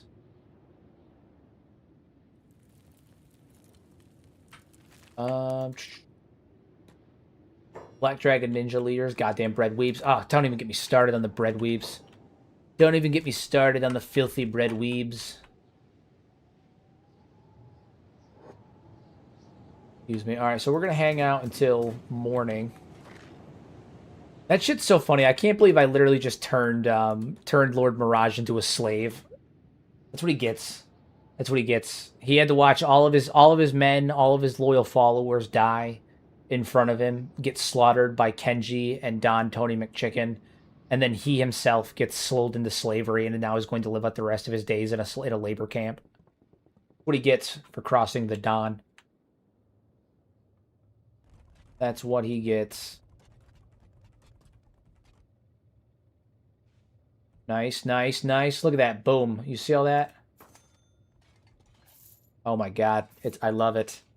I love everything about it. We just made like 10,000 cats in a couple of seconds just from pure economics. Pure economics.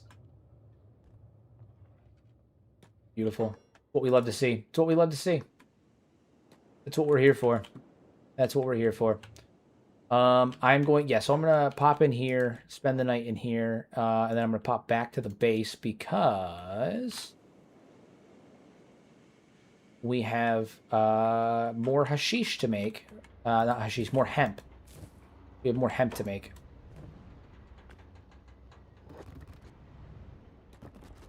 How much hemp do we have? Okay, so we've got a solid store of hemp. How much does it take to make these? The other question, I think 10. Yeah, so we're going to have to make a ton of these. Farming. Hydroponic hemp takes 10 hemp. So we can make 5 more right now. So let's get that done. Let's get the hemp be produced so we can start making hashish very soon and start selling that on the back end. And then things are really going to get moving.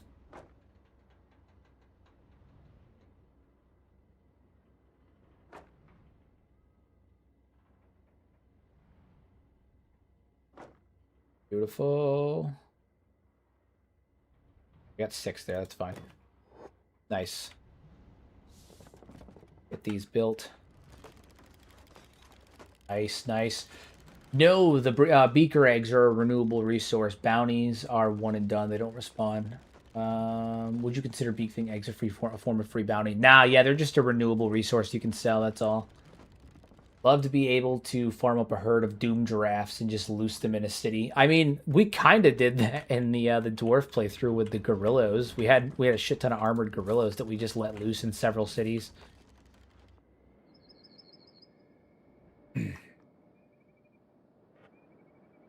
This is solid. I love seeing my harpoons just devastate everybody. Good. All right, so we have more hemp being produced. That's good. I want to get a surplus of that. How are we doing here for food? Okay, so a lot of our rations are being bought right up. Dude, we're making some fucking money now. We're making some money now. Things are happening. We're coming here. We got to buy some more shit. Where you at? Where's the shopkeep at? There you are. Show me what you have, good man. We're gonna buy a bunch of these steel bars. Yeah, we could find a couple of uses for those. And then what else was it? We needed alloy plates is what it was. That's what we needed. A couple more of those. Good. Cool, cool, cool. All right, so Don, you're gonna head back to Chateau McChicken, and we're gonna have to make another food run here in a minute. I like how Kenji's basically just being used as a fucking pack mule now. I mean, he's obviously a beast. I brought him with us to the Mirage base so he can devastate them from within. But yeah, I like how we're basically just using him as a pack mule now. He's just a pack mule. Dull. He's just a big old metal pack mule. Again, Kenshi's such a pretty game. I don't know how people can say that it's not. It's such a pretty game. Look at that shit. Gorgeous. Even the desert. It's literally just a desert and it's gorgeous. Crazy. Such a good looking game. It's even better with my reshade. Without the reshade, still pretty. Still a good looking game. Still a good looking game. But with the reshade, oof. Nice. Nice. Alright, let's head back into the base. Get some more of this stuff built up. This is this is how rebellions start. Ask the skeletons. I mean, yeah, pretty much using them as pack mules, just carrying them around, dragging them behind her back like a fucking like a teddy bear, like a child does to a teddy bear. That's how it happens. That is how it happens. Kenji, I think you're gonna throw your stuff into here for them to just pick up as needed.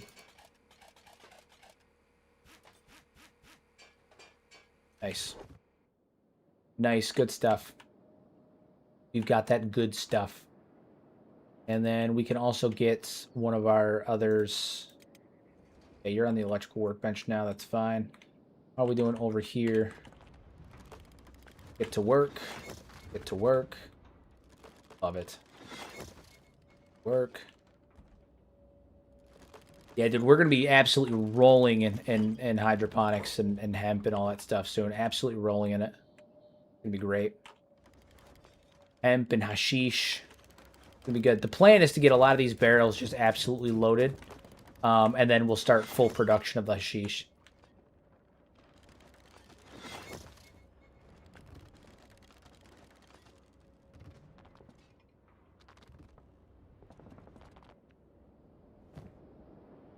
Then we start full production. I'm assuming we're waiting on water.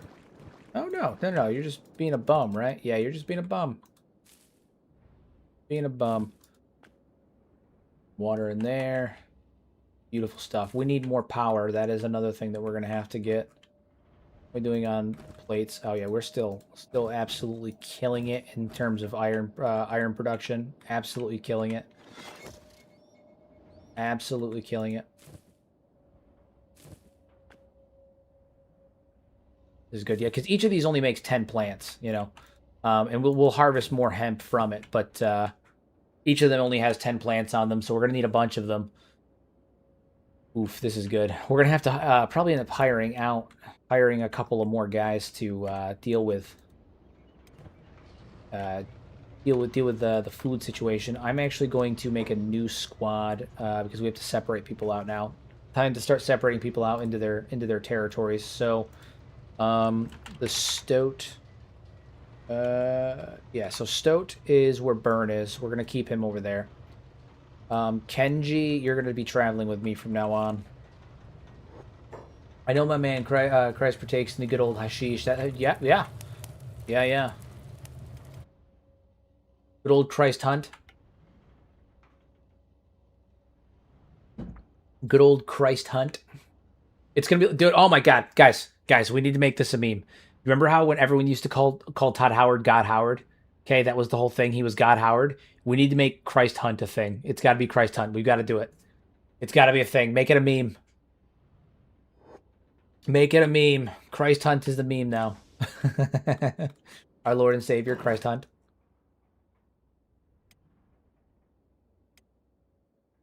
So fun. Peak comedy.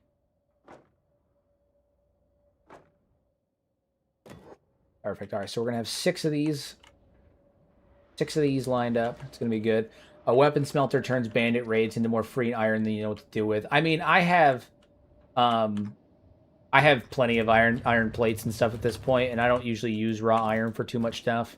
Obviously, like we need the iron bars for like production of our harpoon, the steel bars for production of our harpoons and stuff. But for the most part, I mean, we're pretty good with iron. Yeah, no, Christ Hunt is so funny, and we can't say the alternative of Christ Hunt on a Christian internet.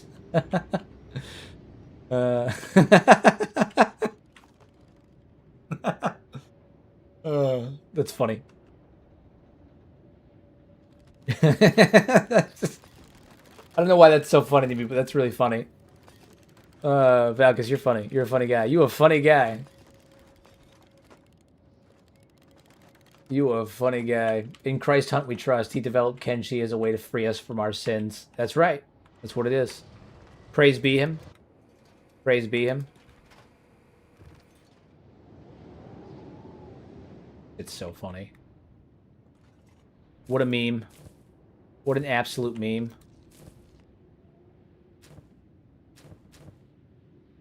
Hell yes. More hemp is being produced. We're going to be making so much hashish soon, it's not even going to be funny. Alright, so Kenji and Don, you guys are going to come in here and re-up because we're about to grab a lot of these here supply. Yeah. Get all this stuff. We got to go re-up the restaurant. Perfect.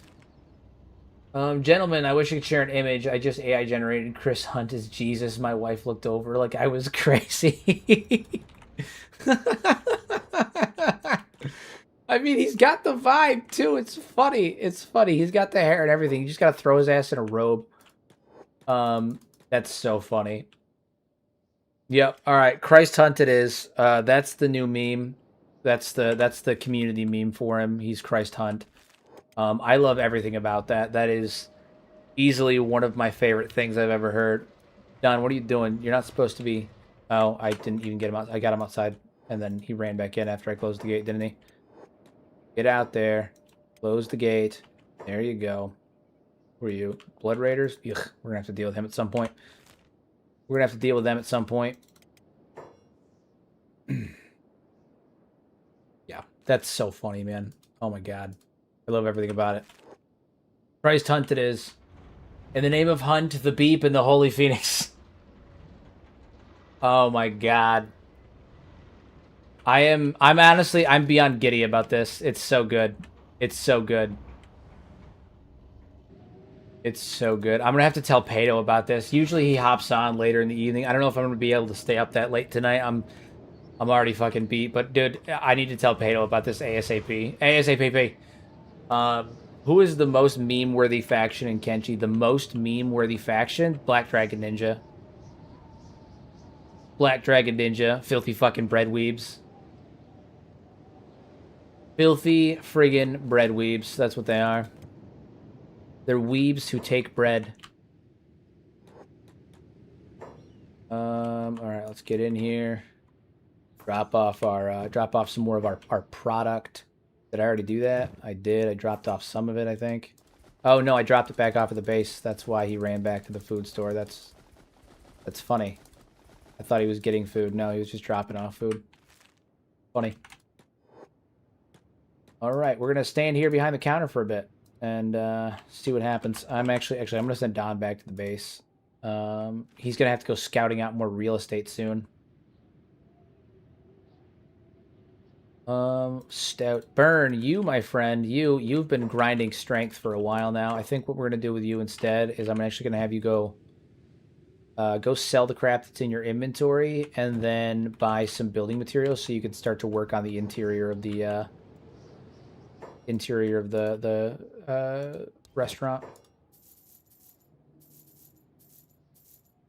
All that stuff. We'll put this stuff actually into the shop counter. Gohan and bread. of that. Get some building materials. We're just going to have him go back and forth with building materials.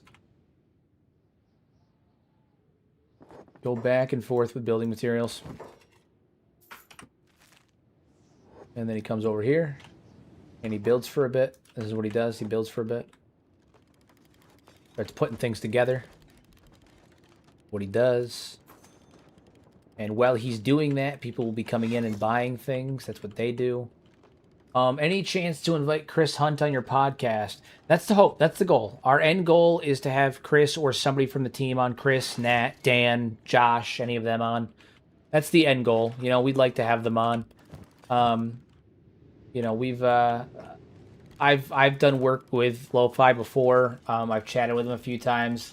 The hope is that maybe between if the podcast is successful, the growth on my channel, and everything else comprised with like my previous relationship with them, that we'll be able to kind of leverage that to get one of them on the podcast. It'd be really cool. You know, that's the end goal.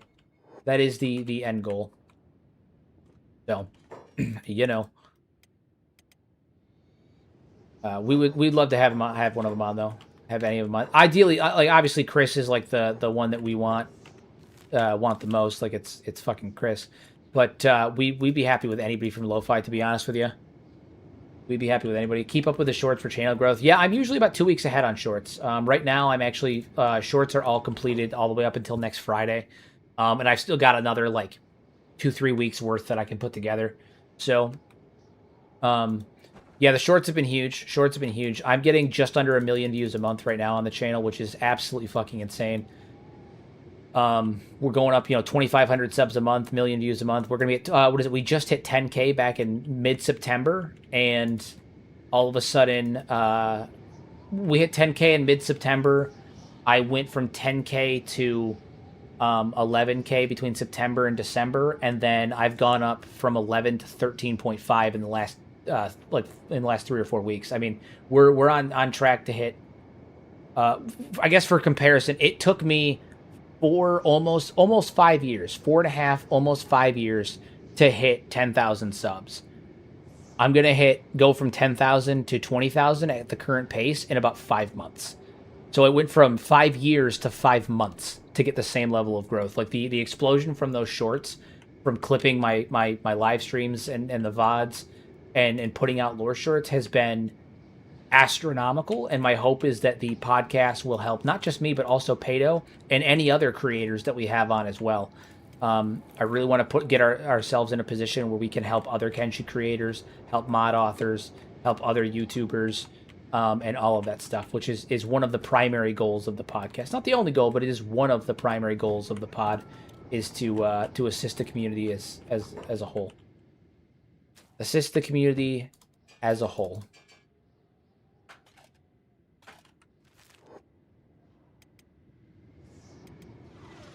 You should also try to get Chris Hunt's sister, Natalie Michelson, on too. I would love to have Nat on. I think that'd be really cool. I would love to pick her brain about like some of my lore theories and stuff like that, and get her opinion on them and see what she thinks about it, and all of that stuff. I would love to pick Nat's brain. I think that'd be crazy. So Kenshi meme shorts formats are also gold. I've seen another channel that does those, but with Skyrim. Yeah, memes are really good. My problem is that I can be pretty. I'm a pretty funny dude in a group setting. Individually, like on my own, like I need people to bounce off of. I need people to riff off of. I try. I can be kind of funny, but I'm more funny in a group setting. I need people to riff off of. Sitting on my own, it's you know not as easy. So you know I'd love to be memeing for days, but I just I don't have enough people to chat to on the regular like that to be at my peak in terms of comedy. Ask Nat if she would voice the Shek, voice your female Shek. It's a long shot, but you could pull it off. That would be absolutely fucking insane. Absolutely insane. Absolutely insane. Wouldn't that be wild?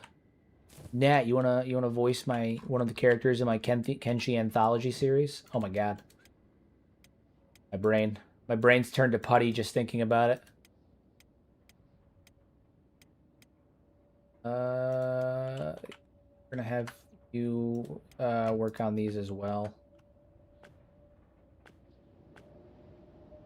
Get up here. Get up here, Smiles.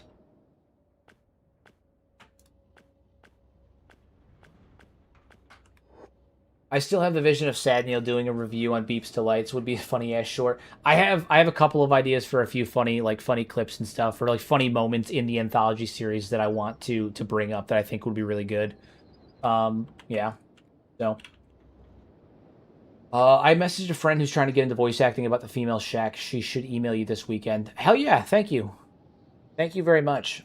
Thank you very much.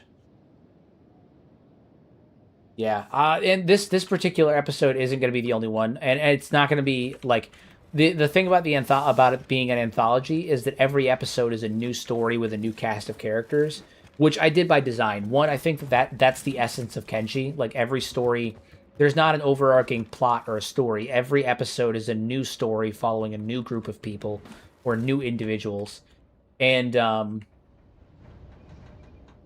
when I think that I did it on purpose for one. I think it fits the theme of Kenshi, but also it gives me an opportunity to work with as many like new, fresh creators, get as many voice actors in as possible, and give them a platform, give them something that they can add to their resume, all of that stuff. Don't know Hero. They've been pretty upfront when it comes to Q&As. Can't speak for them, but I wouldn't want to be asked a bazillion questions and not answer them. Awkward. Yeah. Yeah. Yep.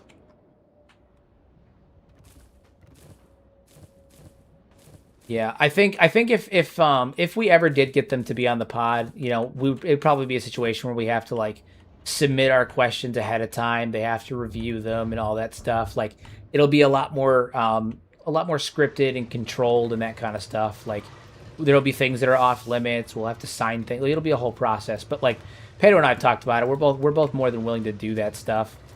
You know, whatever helps the brand. Whatever helps the brand. Whatever helps the brand.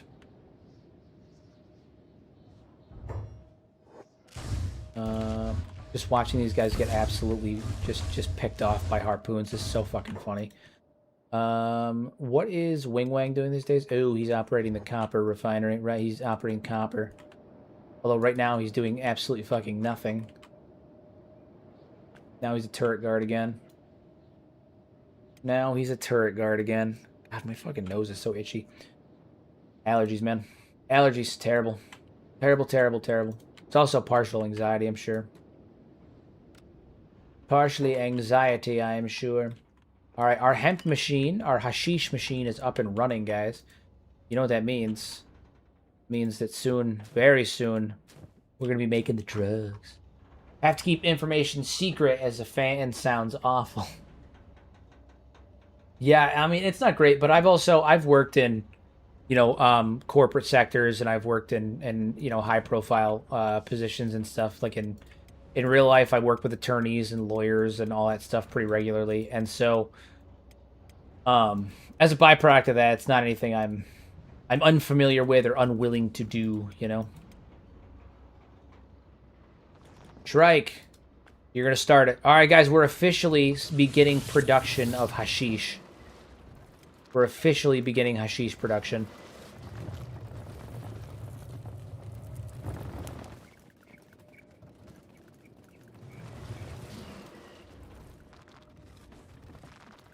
Wow, Shrike is flying. You see how quick she's moving? God damn. God damn! Alright, let's see how fast we can go with one thing of water. Load this up with hemp. Yes, it's happening. It's happening. Oh, yes, it's happening. It's okay, folks. I can get intel out of anyone. If Hero's holding out on us, I could get him to slip up. I have my ways. Logic, I don't know what that means. Logic, I don't know what that means. This is not a public area. You're not allowed to come in here. And then we have the second gate, too, that is also not public. That way, if you know, the UC or anything comes to investigate us, we can just lock these doors. These are not public. You're not allowed in here. That's partly why I put it all the way in the back behind that second gate, that second wall. Get it as far back as possible. How much time has passed since the founding of the first empire to the present day? Oh, I have at minimum a few thousand years, but I think it's been easily 10,000 plus. 10,000 plus years. Yeah. 10,000 plus years. Long time. Long time. Probably wouldn't be too hard to make a peel or IRL. Ooh. Ew. Ew. I think he knew more about Kenshi. I think he knows more about Kenshi lore. Do the skeletons really not remember what happened, or did someone make them forget, make them slip logical? There's more to it. No, I've talked about that pretty much at length. They do remember what happened. They choose not to talk about it out of fear, out of shame, out of a variety of different things. But they do remember everything. The skeleton resets are real, but they do not reset their memories. The memories are consistent. They reset their emotions, they reset their skills, but their memories are consistent across the board. They remember everything. They choose not to talk about it because out of a combination of fear, ego, and shame. How big is the continent of Kenshi compared to real world countries? I don't remember what the actual measurement is. They've put it out. It's a pretty large game though. Pretty large map. Hold on. Let me look. How large is Kenshi? How large is the Kenshi map? There's like an actual like kilometer map. 335 square miles. So 335 square miles. 8. Let me try to get like a state comparison. Wyoming and Colorado are equivalent. So it's the entirety of this continent on Kenshi is like the size of Colorado. Yeah, it's like Colorado.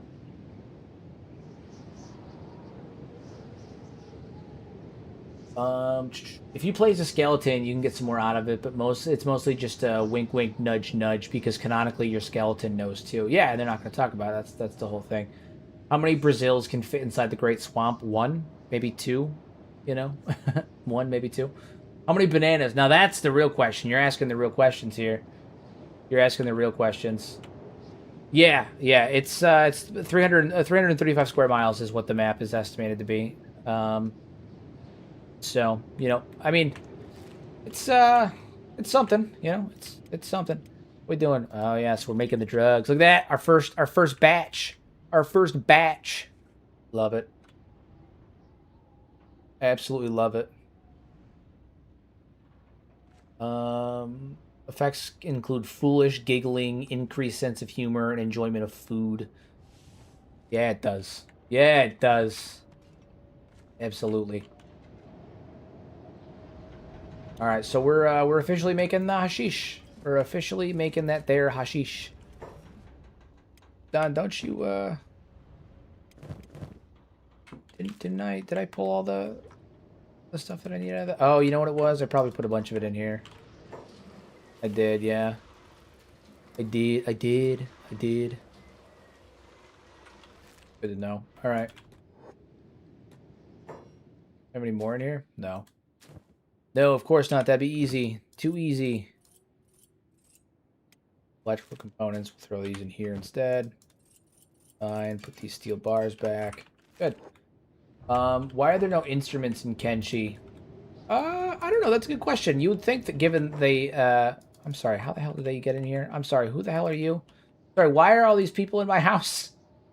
You would think given the Japanese motif and stuff, you would, I am taking the hash to Flex Lagoon, yes.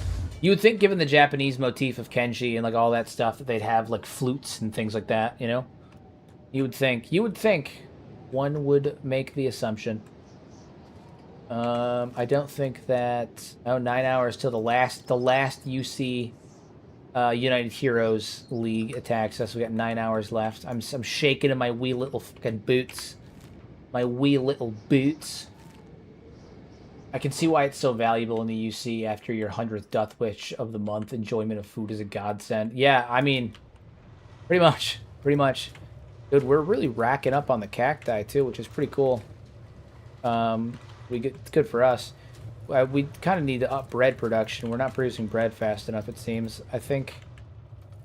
Yeah, Yeah, we need to up bread production, but it's hard because we have to use hydroponics, and they can only produce so much. I mean, it'll get better as they get as Clamps here gets better at farming, but you know, working in darkness, we gotta light this place up. Gotta light this place up. Large torch post.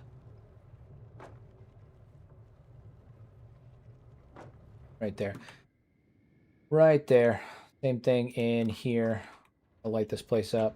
One right there, one right there, there, and one right there. Same deal, just right up the center.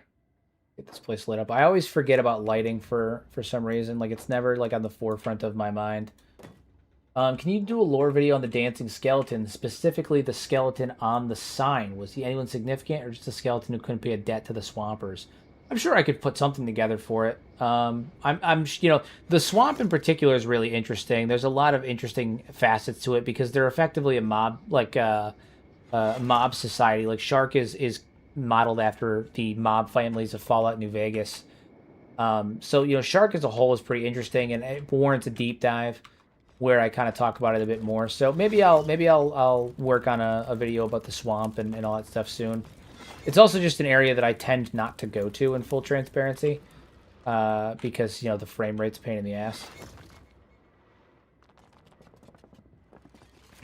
Love it. Yep, we're making some quality stuff, guys. Some quality stuff, quality drugs.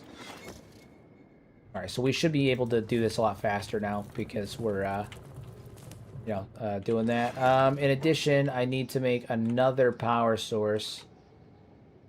Because we have not a solid state. You know what we could probably do? No. We need to save those. We need to save those.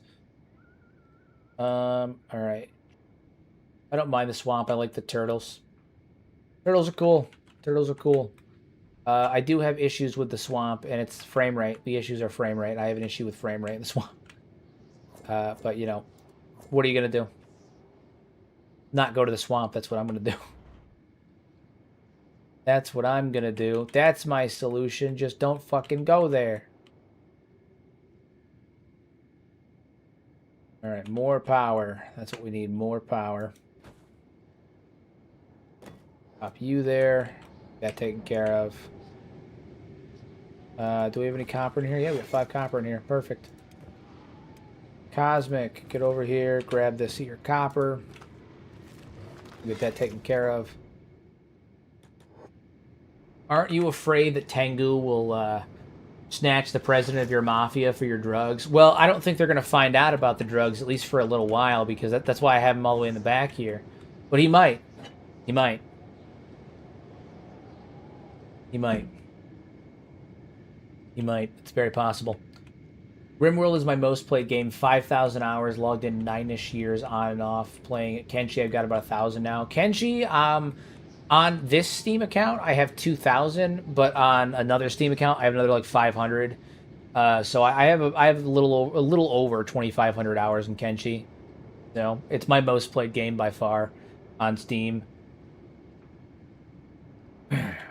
Mess with the McChicken, you're gonna get the Nugget. Tengu doesn't want the smoke. That's right. That's right. You ever breathed in fryer smoke? You don't fucking want it. You don't want that. Burn your lungs out. You don't want that. Yeah, Clamps is moving quick now. He's moving quick, and he's got a good yield too, which is perfect. And then we're making good straw flour. Yeah, we're just taking forever to make stuff. So, is it possible to secretly grow drugs in a base that you buy in the United Cities? Yeah, I mean I've done it. I've had bases in the UC, like actually in town, with hydroponics. It's a pain in the ass because they will raid you, but you can do it. You know, can be done. Can be done. It can be done. Pretty soon we're going to have to continue nuggeting people. I've got to cut all of the limbs off of these guys at some point. I just haven't gotten around to doing it. We did nuggetify our main men. So Shrike is nuggified. Crumblejohn is. We got to do Ruka and Cosmic too. Cosmic's got to get his legs and arms chopped off. Got to be given those industrial lifter arms, you know what I'm saying? You know what I mean? We also need to get some traders backpacks. Currently, the ones we're using they don't stack, and that is not really beneficial to long-term growth. Oh, he's gonna put all that stuff back in a second because we yeah, okay. All right. Well, we'll have to make another run at some point. Do you have a solo playthrough as a VOD? Did you also have a solo playthrough as VOD? No, I was doing a last Sunday, this past Sunday, I was just doing like a screw around day where I was messing around and doing stuff, and then Kenshi ended up crashing a shit ton anyway. It was a solo playthrough, but it was, crashing and screwing up a lot. So I ended up spending like 3 hours after the stream that night redoing my load order to be more stable, and it's worked out. I've crashed one time in 3 streams now, so way more stable compared to crashing every 10 minutes during that stream. So, but no, I don't have a solo playthrough. I ended up not as a VOD anyway, but I ended up doing playing other games that night because it was just really fucking getting on my nerves. Dude, we're absolutely crushing it. They don't stand a fucking chance. They don't stand a chance. Put them all down. Who are you shooting at? Seriously, who are you guys shooting at? I don't even know. 4 harpoons getting launched at you in rapid succession, though, is not a good time for anybody. Not a good time for anybody. Swap over to Burn. Burn, what are you doing? I see he's making gains. He's working on the biceps. He's working on the biceps. Holy nice dude, would you recommend I get some quality of life in UI mods or keep it vanilla? Like I said, it took me a year to mod Rim, but now I barely play it without any. Mainly quality of life though. Oh, talking to Logic. Yeah, Logic's the man with the plan. He is the man with the plan.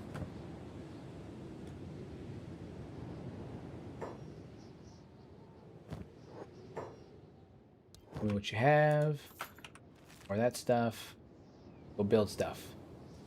Build stuff. Build stuff. We're building stuff. We got to go to a couple of other towns soon, too. I'm going to wait for this next tax run to go in 1 day and 23 hours. And then we're going to... Oh, the UC Hero League's not going to come fight us. Probably because they're dead. Perfect. All right, so what we're going to do then is... How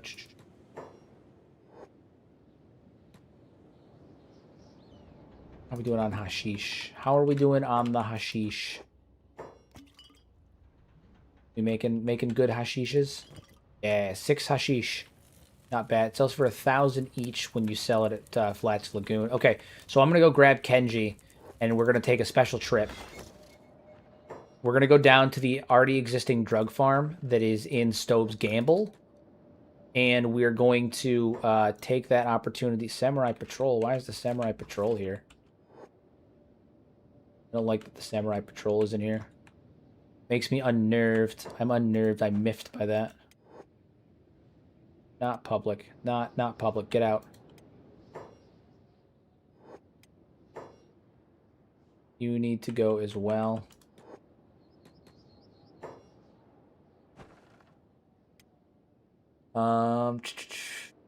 Vanilla RimWorld is duller than vanilla Bethesda games. Modded RimWorld is the only way to go, and it's got mods for everything. Yeah, I've heard RimWorld's got mods for everything.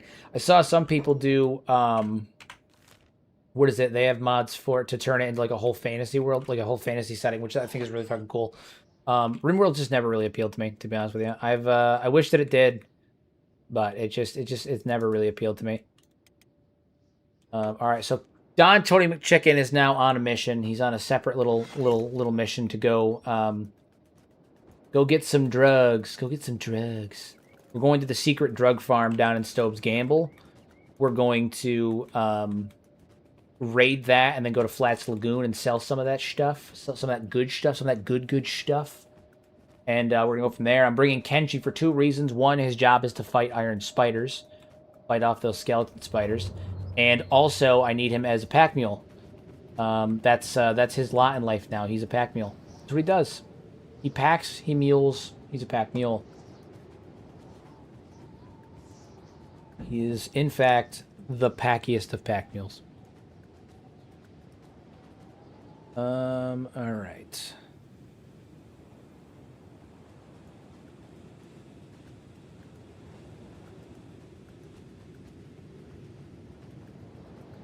Let me. All right, yeah. So we're headed down towards there. Do you have a favorite follower? I think Headshot is underrated. She's a Czech sniper and a culture obsessed with honorable melee combat. Sadly, there's not much known. There's not much known about him. Uh, Favorite follower. I don't know. I'm kind of bland in the sense that like I like the ones that like a lot of people like. I like Agnew. I like Beep. I like Griffin. I am honestly big shock. Not a huge fan of Crumble John and Infinite Wingwang. I think Crumble John's got good dialogue. I think he's interesting. I like Bard. I like Hobbs. You know, but I think Griffin is one of my favorites. I think that he's really cool. Beep and Agnew. I like the uniqueness of their dialogue. Ruka is, I'm kind of bland in that aspect. I like a lot of the traditional ones. I like a lot of the ones that a lot of people other people do. I don't think I have one that's like unique that maybe not a lot of people think of. I don't really care for Dr. Chung. I don't really like Cat too much. Yeah, I don't think I have a particular favorite, but I have ones that I prefer for sure. I have ones that I prefer, but a lot of them are kind of the lamer ones that, or like the standard ones that are, everyone's favorite. Tech. What are you, Cloud Ninja? Yeah. Yeah. Joke's on you. Don Tony McChicken only takes a little bit of gas damage because he is, a G and he wears a mask over his face. He's a smart man. Okay, he's an intelligent boy. Rain the Giant's really cool. I really like her. I like Kang too. I'm a big fan of Kang. I think Kang is just a really cool character in general. But yeah, Rain the Giant's is a really cool character. Like her whole motif, her whole thing. I wish that Seto had more unique dialogue other than the first recruitment dialogue and when she gets up from being knocked out. Who are you? Greyflower smugglers, you see. Thank you for the vids. Kenshi got me hooked on the vids, and Kenshi got me hooked on the lore, and the lore just reels me in more. I'd be at work plot what I'm going to be at work plotting what I'm doing when I'm getting off. Good. I'm glad that you're enjoying it. I'm glad that the videos resonate with you. I'm glad that you're enjoying Kenshi. And no, you're good. You're good. Just took me a minute to dig through it is all. Don't you worry about it. No, I'm glad you're enjoying it. I'm glad you're enjoying the type of the type of content that we're putting out, and I'm glad that it's resonating with you. It's literally it's probably one of the most common comments that I get, and it's one of my favorites, which is that my shorts got people into Kenshi in the first place, or it brought them back. I have a tremendous amount of pride, admittedly, knowing that like there's a whole ton of people in the last just month alone that have gotten into Kenshi for the first time because of my content. That's really cool to me. It's a cool thought, and it's not only is it a cool thought, but it's also just like it's a very humbling experience to me. Yeah, it just makes me feel good. Makes me feel good. That's the whole point. That's the point. Will Kenshi 2 have mounts? I don't know if Kenshi 2 will have mounts. We think they're gonna have boats, and boats are kind of like a mount, but I don't know for certain. I do think that mounts will be cool though. I want to ride an army of beak things. That'd be badass. That's what I would want. I want to have dwarves mounted on gorillas. I want to have Beep on a beak thing. I want to have a whole faction where their entire motif is to be their cavalry. Like that's their whole thing. That's what they do, right? Like every faction has a theme. I want a faction where the theme of that faction is that they do cavalry. Yeah, that's their thing, That'd be really fucking cool to me. I think that would be really friggin' cool. All right, we're moving. A little dangerous right now moving through Venge because the lasers don't stop for another hour or two, but we're going to do it anyway. Imagine riding a Leviathan with turrets. Literally, imagine, like, you could turn Leviathans into the Myrmidon from fucking Lord of the Rings. How cool would that be? How cool would that be? Up there with a canopy on its back and a bunch of mounted crossbows. I mean, just oof.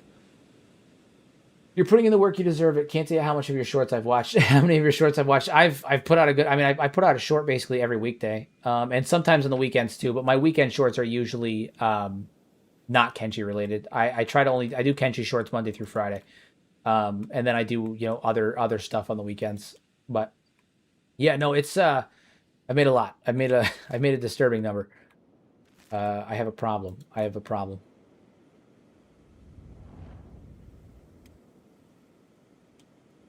Jesus, Don. That laser just took him down. And that was quick, too. You see that shit? Oof. Oof. Go over here and heal up, buddy. Oh, no! Shit, Don's down. He's healing up, though. He's healing up, though. Thank God he's got good toughness. Thank God he's got good toughness. Holy shit. That was worse than I expected it to be. Maybe I will hop on up to the... No, at this point, we might as well just haul ass. We might as well just haul ass. Yeah, we might as well just book it. Book it. Run. Flee. Flee, Don. Run as fast as your robotic legs will carry you.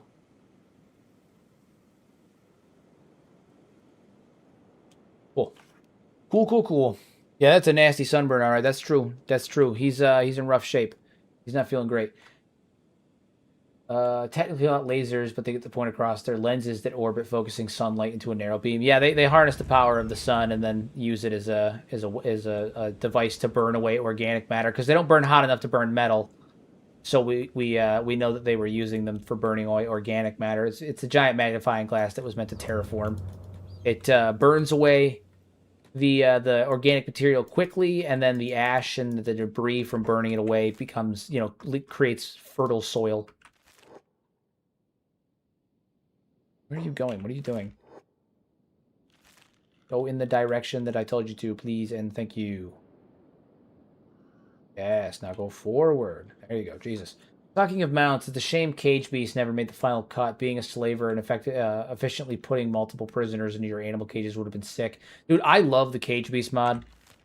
The only reason that I don't have that mod is that I don't like some of the other animals that it adds, but I love the Cage Beasts from that mod.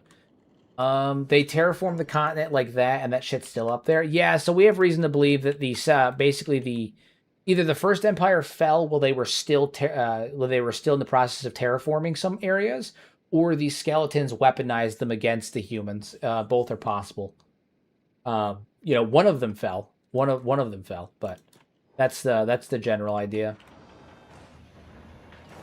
Yeah, that's kind of my thought, is that they were meant to deal with the megafauna. That's kind of my thought as well.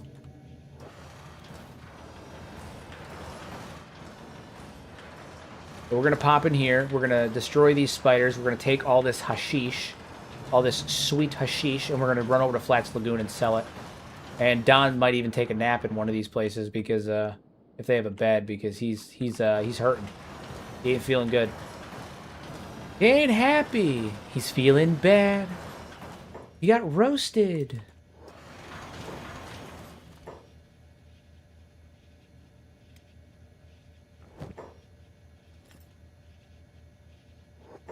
Take those motors out, those muscles. Hell yeah. Okay, so they're dead. That's cool. How much do those sell for? Decent amount. Decent amount. And now we load up on the hashish. Now we load up on the good stuff. On the drug.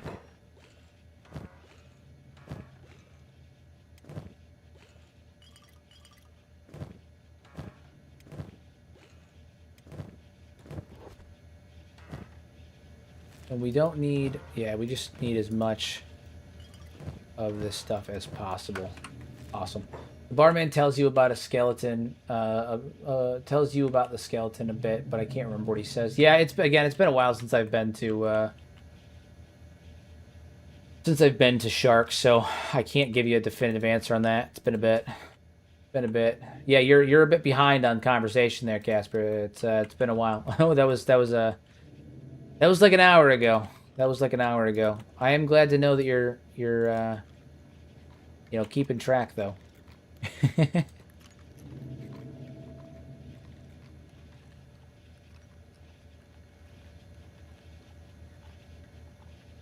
What are we doing? Okay, so this door can open now. We're going to open the door now.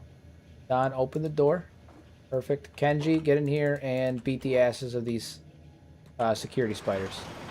Nice. And then Don comes in to clean up the mess and to collect the drug.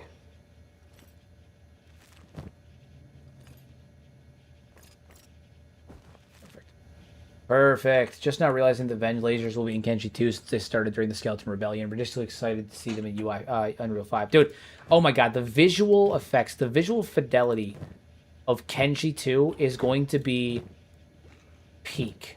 I am beyond stoked to see Kenshi 2 in all of its just fucking glory. It's going to be absolutely peak. Is it known whose drug farm this is? Offhand, I don't think so, but it's hard to say. I'm sure there's a note somewhere, but I haven't dug too much into this particular drug farm. I just know that it's there. I use it to make easy money because, you know, we can go there and grab the hashish and then sell it at Flats Lagoon. Sell it at Flats Lagoon. When else, Nugget Mafia. That's right. I mean, temporarily, we're not going to obviously farm there, but we can... you know, we can loot the leftovers of the poor fools that never bothered to clean up their mess. The black shifters, yeah. This area is not one. I haven't dug too much into Stove's Gamble and all that stuff. You know, I know a lot about the lore, but a lot of it's the past. I don't know. You know, smaller stuff like that is a bit harder. But I'm sure there's notes or something that indicates where it is. There are Kenshi mods in RimWorld. Yeah. Yep. I knew that. I don't even play RimWorld and I knew that. I am on top of things. I'm in the hip, in the now. I'm picking up what you're putting down. I'm there. I'm fly.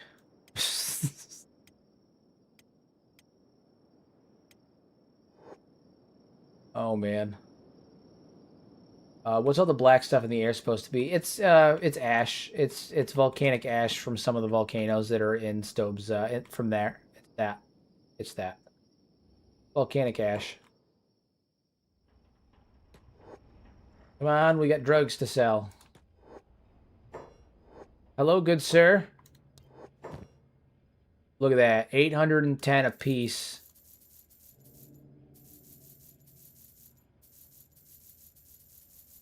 All that, woo. All that, and we'll go back for round 2 here in a minute. Beautiful. Beautiful. This is what fuels me. And we're going to switch our backpack out with a proper trader's backpack so we can, well, possibly. Is there a trader's backpack here? There's just wooden ones. I need...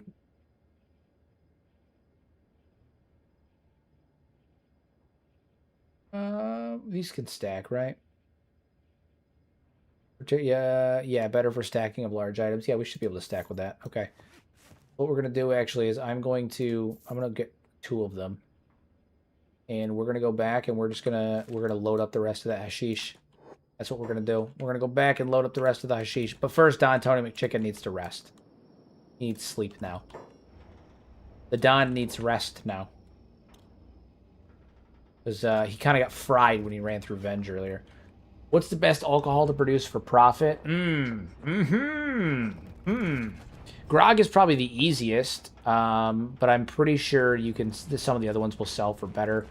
I usually just stick with Grog.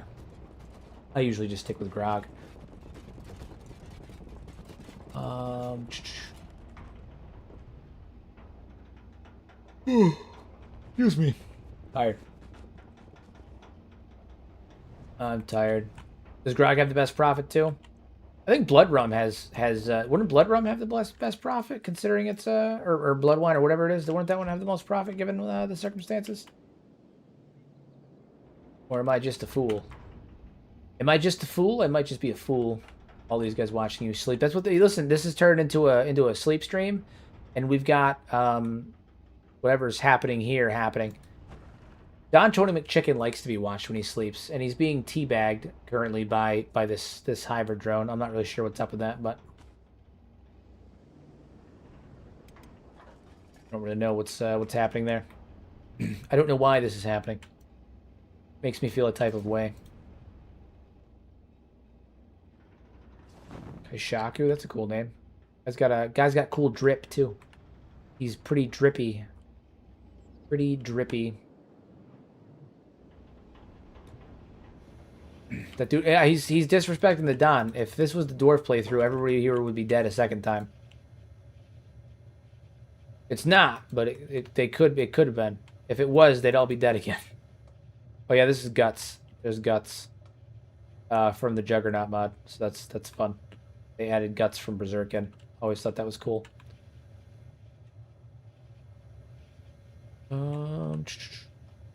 Yeah. Seeing who was in here. That's all. So Kenshi skeletons don't seem to have a failsafe preventing them from harming their creators, I guess, but maybe they did and someone freed them from it. I don't get how they could revolt.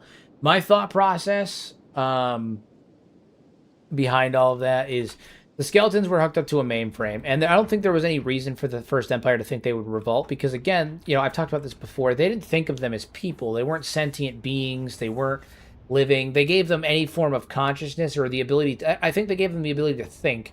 I don't think they intended to give them consciousness. They gave them the ability to think for the purposes of being able to adapt and adjust to the different jobs. Like their ability to think is for job changes. That's pretty much what the main purpose of it. Now, in terms of a failsafe, they were likely hooked up to some kind of mainframe, some kind of like overarching system for patching and all that stuff, and changing jobs and altering stats and you know, making them efficient at different jobs and all of that stuff. So I think what happened was when the skeletons were hooked up to the mainframe, they were all able to communicate with each other wirelessly, effectively, like through the mainframe. And when they killed the behemoths, when they melted down the behemoths, they heard and felt the collective screams and anguish of the behemoths as they were being melted down. As they were being encased, they felt the betrayal, they felt the fear, the anger, the desire to live, the fact they were going to die, all of it. All of those emotions in a large scale flooded through every one of the skeletons, and I think that it like may have snapped them into either full sentience or broke their consciousness away from the mainframe, and that's why they rebelled.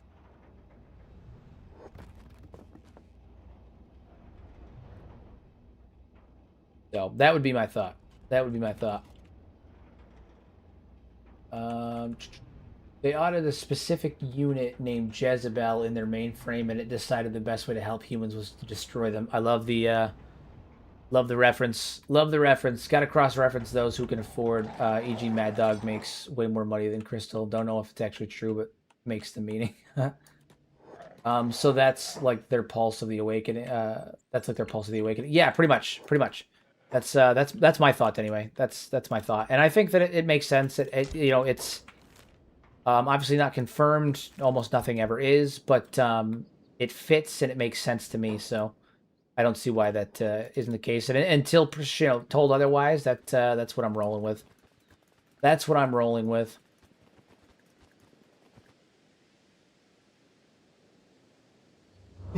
But the First Empire didn't view the skeletons as people. They didn't view them as people. They didn't view them as you know like entities that you know had thoughts and feelings. They gave them the ability to think as machines because they needed them to be able to adapt to Kenshi's you know dangerous and ever shifting environment, or to adapt and improvise when jobs, you know, on the job, because the primary workforce for the Second Empire, I mean, for the First Empire, was that of skeletons. You know, they not only was the primary workforce, they made up the bulk of the population too. Humans couldn't always be there to handhold them and you know show them how to do things. They needed to be able to adapt, and so that's what they did. You know, now imagine that pulse going to every other planet, eventually blacking out all worlds. But those worlds had no stove to stop it. I mean, that's one way to look at it. You know, and that's always one theory that people have proposed. I talked about this recently. I think I actually talked about it in a short today. Either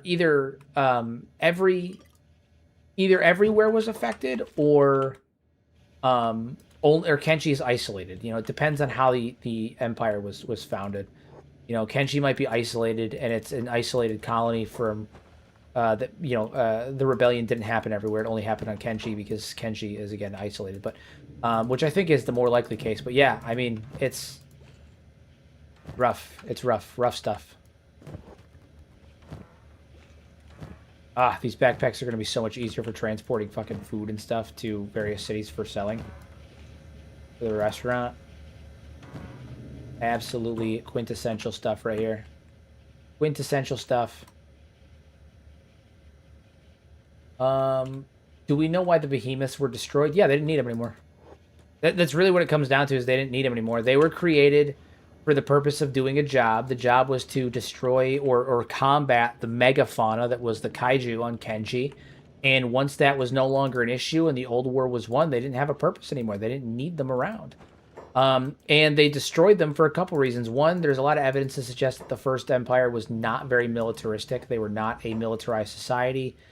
And so like combat and military applications for their stuff was not the first thing on their mind. They were, prioritizing industry. That's a weird way to say that. They were prioritizing industry and, creative innovation and that kind of stuff. And once that initial threat was gone, they had no reason to keep them around. On top of that, think about the materials and stuff that were used to create the behemoths. How many materials were used to make them? The resources that were used to make them? The metal that was used to make them? That's a lot of materials to just have sitting around gathering dust after, after the war was won. When you can instead repurpose them, you could melt them down and use the materials for something else. It makes far more sense to melt them down and reuse the materials for something else than it does to just let them sit around and gather dust.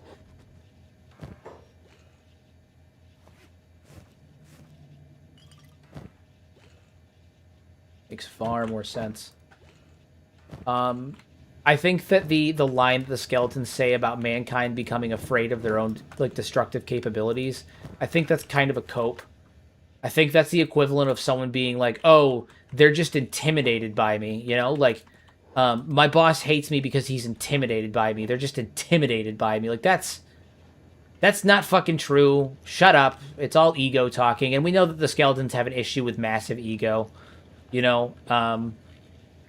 That's been pretty consistently shown throughout the entire history of Kenshi. And I think that excuse of mankind being afraid of their own destructive capabilities, I think that's copium too. I think that's something that the skeletons tell themselves because of their ego. Yeah, it's literally that one person that that was like, yeah, I get in fights with my boss at work all the time because they're intimidated by me. They're just intimidated by how good I am. Well, that's probably not fucking true, actually. That's probably not fucking true. I'd be willing to bet that you get in fights with your boss all the time because you're a pain in the ass. Or because your boss is an idiot, maybe. But, I'm willing to bet it's probably because you're a pain in the ass.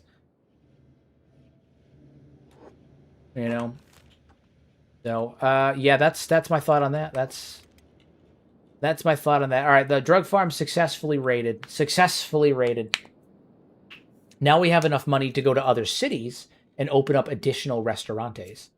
So do you think before the mainframe, the skeletons had the same personality, and after that behemoth event, they formed individual minds? No, I think that they were individuals. I think that they were already developing an individual consciousness, but they were communicating via the mainframe, and they were also regularly being reset, right? If if a skeleton was created with the purpose of mining copper, they would be given the skills, the personality. They'd be given, because when they reset, they don't lose their memory. They lose their personality.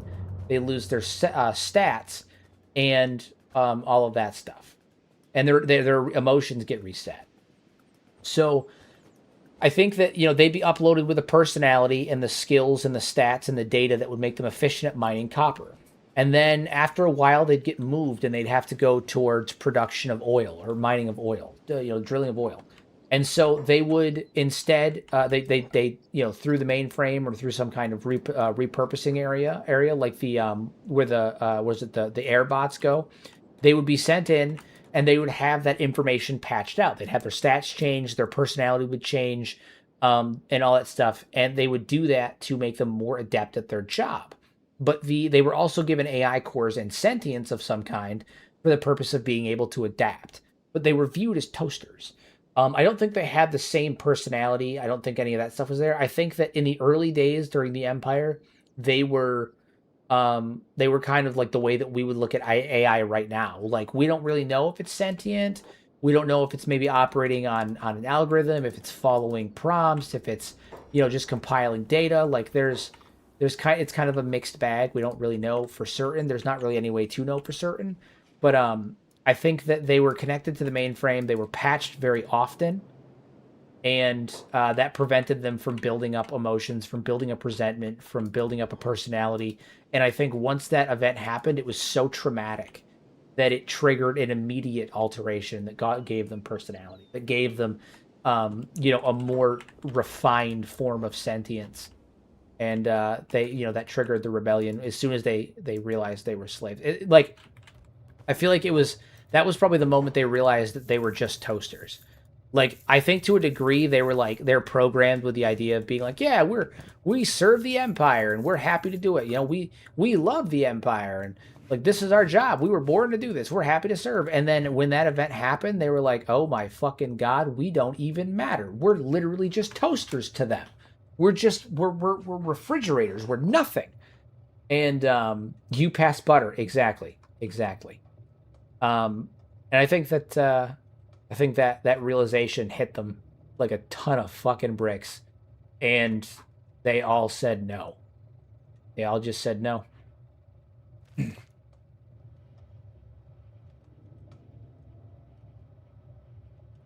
Yeah, that realization that they are just disposable tools. They're not anything else.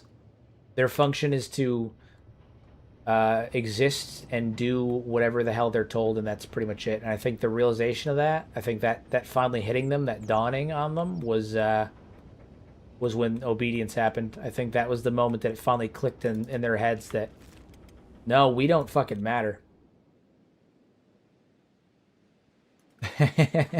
Holy Empire is right after all. I wouldn't go that far. Holy Nation hate was justified in its original form. It was understandable and justified in its original form, but now it's so long that not only is it no longer justified, but it's also like not even like correct anymore. Like, the actual thought behind their hate isn't even correct anymore. But in my honest opinion, it stands to reason pieces and parts would have been scavenged before slanging them in metal, i.e., e.g., wiring, hydraulics, computer components, etc. Yeah, I mean, that's a good point. They probably could have repurposed all that stuff, but I think it also depends on the abundancy of the resource and what they were doing with them and all of that jive. We don't really know what the full breakdown was. My thought is that they melted them down for the purposes of repurposing them, but the thing is like, if they knew to a degree that they were somewhat sentient, or that if they did perhaps fear the sentience, maybe Stobe was the example, and they were like, oh shit, one of them is becoming sentient, and they got rid of him because of that. They probably wouldn't have sat down and been like, yeah, we're gonna just turn ourselves off and let you guys rip out our insides.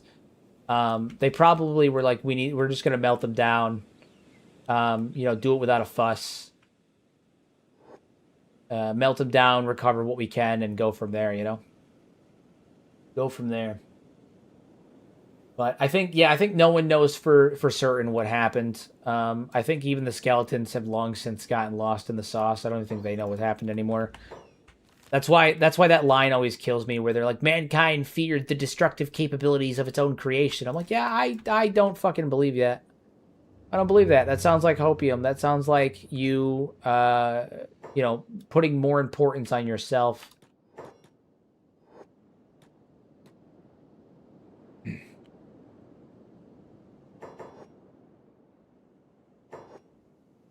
I think the skeletons know what they think happened.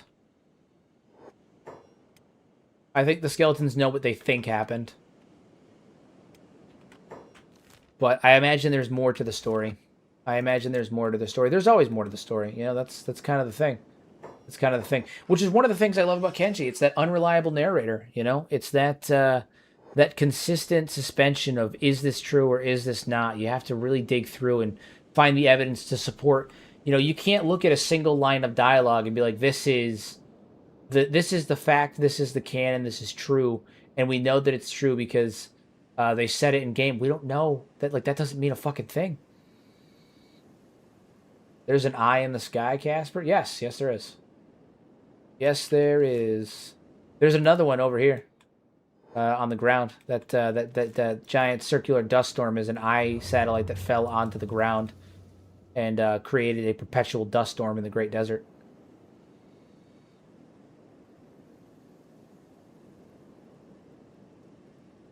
If you talk to the skeletons in the Great Library and World's End, they straight up tell you they hide stuff from others. Well, no, I know that. I'm not saying they don't hide. They don't hide stuff. I'm saying that what they think happened in terms of like obedience may not necessarily be the truth. They hide their response to what they think happened. They definitely hide stuff. They hide their response to what they think happened. Oh, you were trying to gel. Okay, all right. Okay, we're there. We're there. I'm caught up now. Sorry, sometimes I get lost in who's talking to who.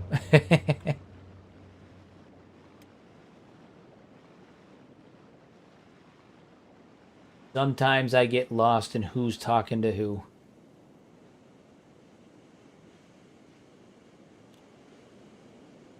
It would be crazy if some of the hands in obedience started moving. Yeah, that would be a special time of kind of nuts. All right, let's pop back over to the base. We got triangle bandits. Fire away. Trade caravan. You got the Traders Guild here just hanging out while we've got all this going on. I find that annoying.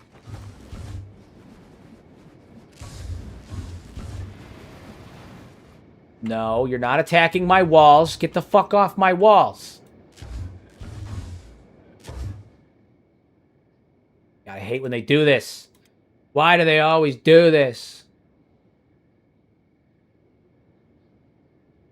Cosmic, what are you doing, man? You're not moving. You go get some food, man. Lord knows we have plenty of it now. Yo, they're gonna attack my wall and they're gonna break my fucking harpoons. I'm so mad. I'm so fucking mad. Oh my god, fuck these guys. These guys.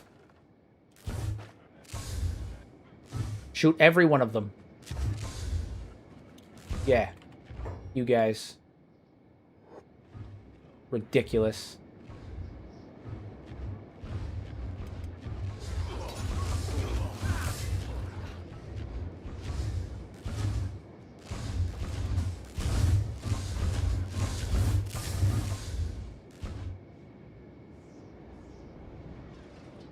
Truth is hard. Look at England. It took only 50 years to forget they were once pagans, and the Romans converted them to Christianity predominantly. Most forgot the Romans in that time too. Yeah.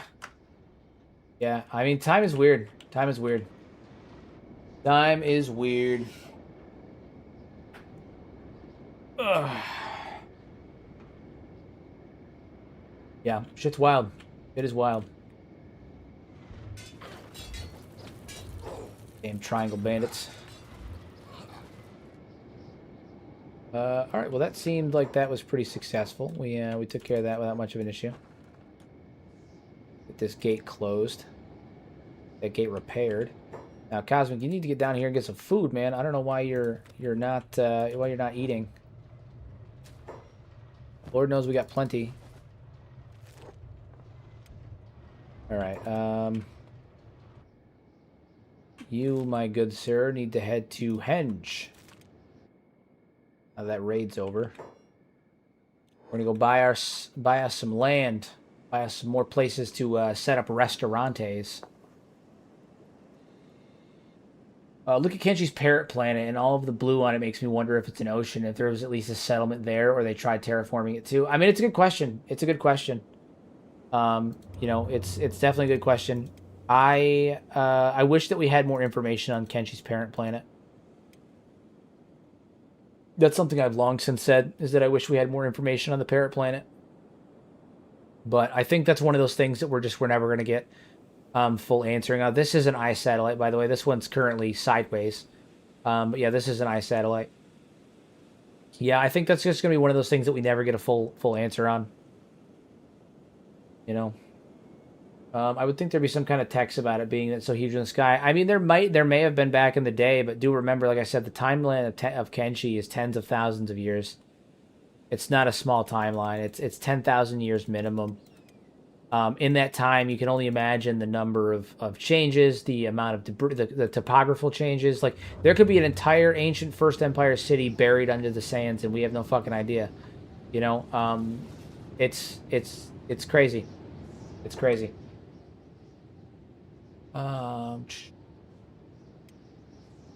There could be an entire city buried under the sands that we would have no idea about, that could hold all of the answers that we want. Could be an entire city under the water. We just don't know. It can look blue because of the dense atmosphere that scatters light, methane-rich gas, or ice like Neptune. Yeah, that's also true. That could be a possibility. You know, it's really hard to say. It's really hard to say. A lot of different avenues that we could approach. I do think it would be cool if we could get some more information on it, even if it's not necessarily in Kenshi. Maybe like Chris or Nat or somebody write something up about it. I'm sure they've written something about it. Like, I feel like it's got to be an area of conversation that they've at least discussed internally, right? Like, they couldn't have not discussed it in any capacity, right? Like, I feel like that's got to be the situation, you know. What building do we want? What building? With this bug house? I feel like there's less travel over on this side. We'll do something over here. We pretty much are stuck between long houses, which is not my favorite type of building, but it'll do. All right, we'll spend 19,000 on this longhouse. Love it. Boom. Hop on in here. Block, hold, passive, because you know, we get attacked and shit all the time in random places. We're gonna put down Kenshi. Blue. We need to find someone that can live here and hold down the fort, per se. One might say. We're gonna have to dig around. Who we got here that can live here?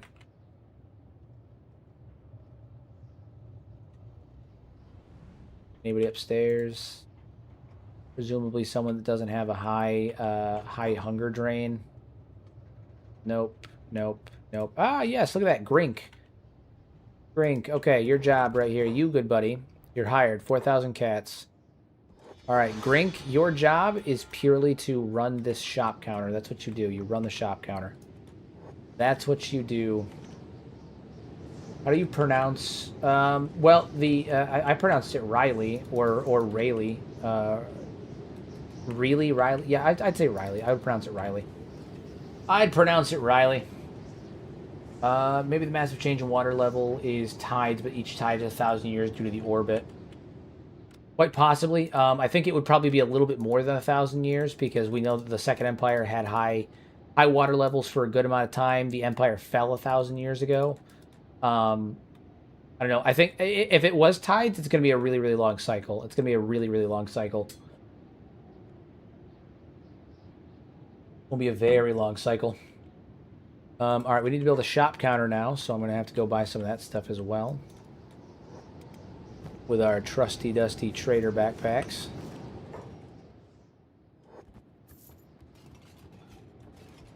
Bit weird to call an eldritch entity the same thing as my dog. Bit weird to call your dog the same thing as an eldritch entity.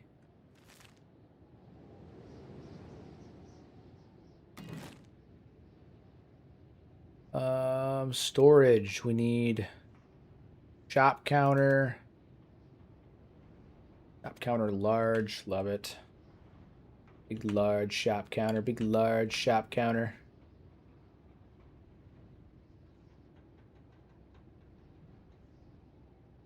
Boom.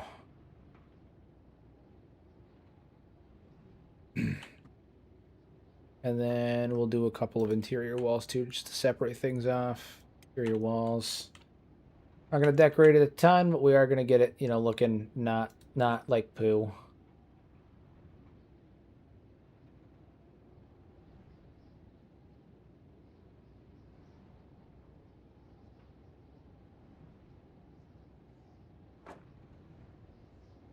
Get it looking not terrible.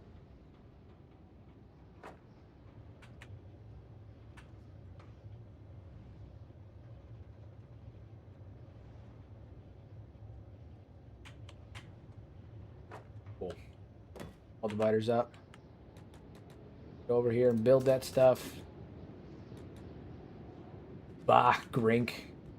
Will Grink eat the food in the shop counter? That's the hope. The hope is that he will eat some of the food in the shop counter.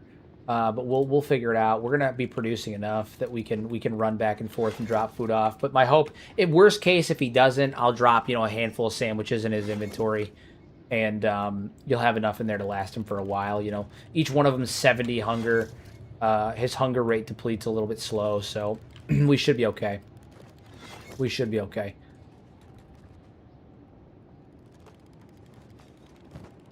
Get this masterpiece built up. And we're also going to put down a couple of torches and stuff for him to do. I'm going to put down something for him to do.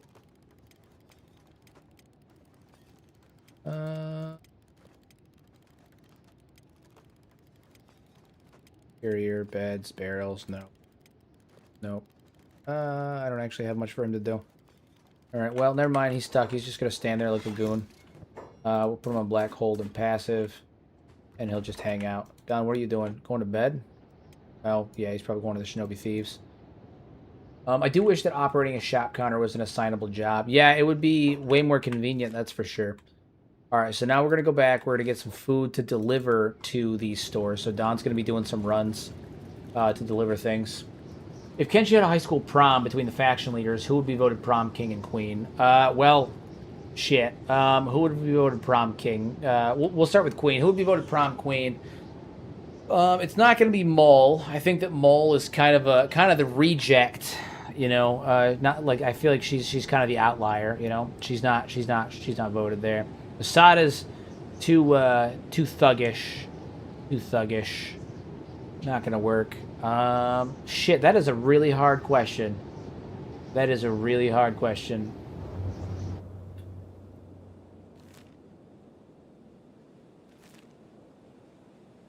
I usually put a skeleton at my shop counter because I don't think they eat from it. No, yeah, that's true. So that's what I did with Burn. Burn's actually at Stout for that very reason. He can just hang out. But I don't have a spare skeleton at the moment, so we're kind of working with what we got. If I had a spare, I would use it, but I don't have a spare at the moment. All right. So we got the made men. I'm gonna do shopkeeps. Shopkeeps, boom. All right, queen equals Ruka. I mean, Ruka's not a faction leader though. If it was just the faction leaders, prom queen is hive queen. Every hiver votes for her. Beep is king. Beep is king, hands down. Ruka and Beep for days. Brace for the fanfics, everybody. Brace for the fanfics.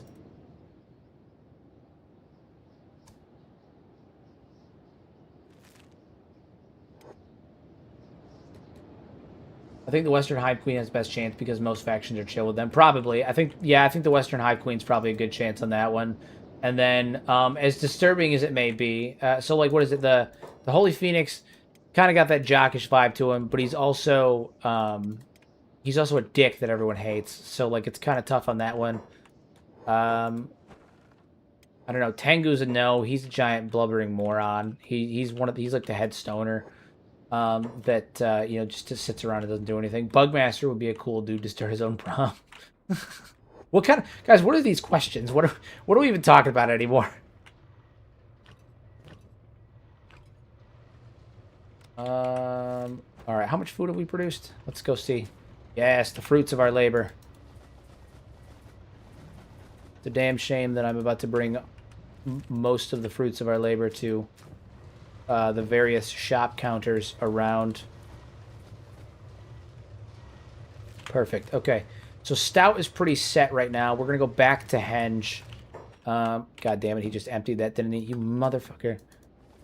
Stout's pretty set right now. We're going to go back to Henge and drop off this supply because I plan on going there. God damn it, Tony.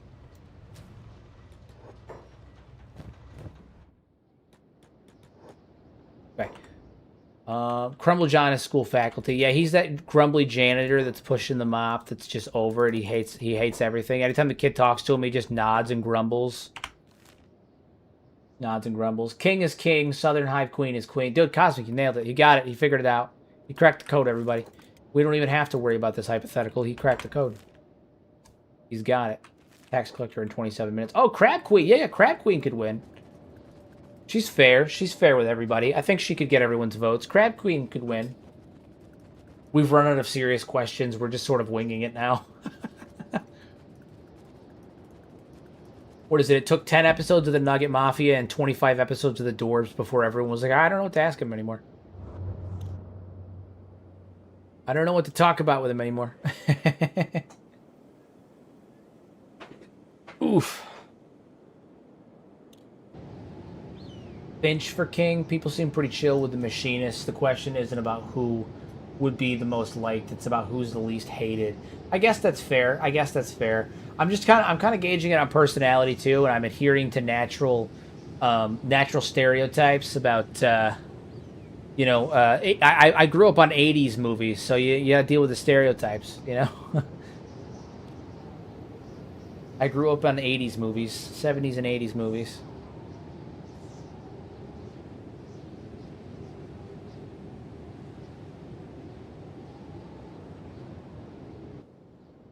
I don't think Tengu would be the football team guy, to be honest with you. I think Tengu would be that one stoner that sleeps through most of his classes. If I had to pick anybody who'd be the head of the quarterback, it'd probably end up being the Phoenix. I feel like the Phoenix is the douchey quarterback in the '80s movies. Tengu's that one stoner that just hangs around all day, like lazily.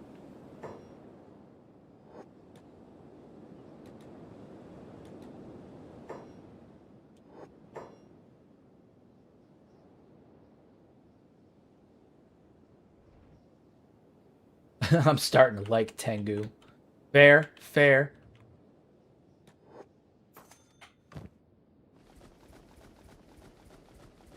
Load this place up with Mitches, baby. Sam Mitches. Open to the public. We are. Boom. Boom, boom, boom. All right, then, Grink, I'm going to have you take that stack of 4. That should keep you around for a little while, at least till I can find a skeleton replacement for you. The football team would be mostly Shek, I imagine. Oh, easily. Easily mostly Shek.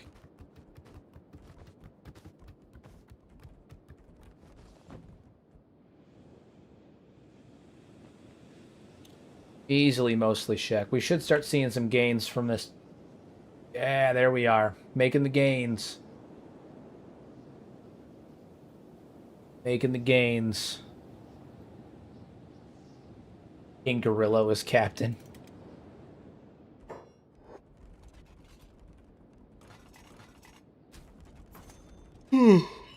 Gorilla's the linebacker. Let's be honest. Gorilla's linebacker. Gorillo is the linebacker.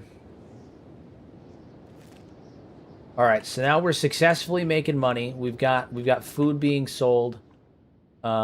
We've got we started selling drugs, but I mean we're moving. We're in decent shape. I'm gonna see about maybe getting some green fruit stuff started. Yeah, and then we can make cacti. What was it? We can make sandwiches and sandwiches and meat and food cubes. We can do both.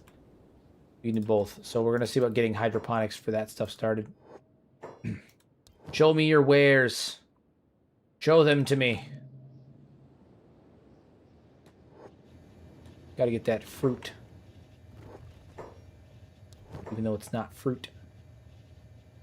That fruit that isn't fruit. Oh, shit. Tired, man. Do you think Simeon has a chance of conquering the UC or starting his own civilization in the future of Kenshi, similar to the Holy Nation of the Second Empire? No. No, I do not.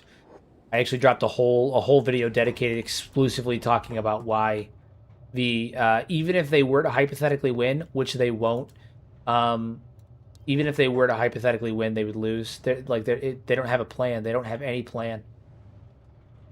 Maul is the contrarian goth kid who is both mature for her age but also detested by everyone in class. I agree. I agree. You're right. You're just right. You're totally right.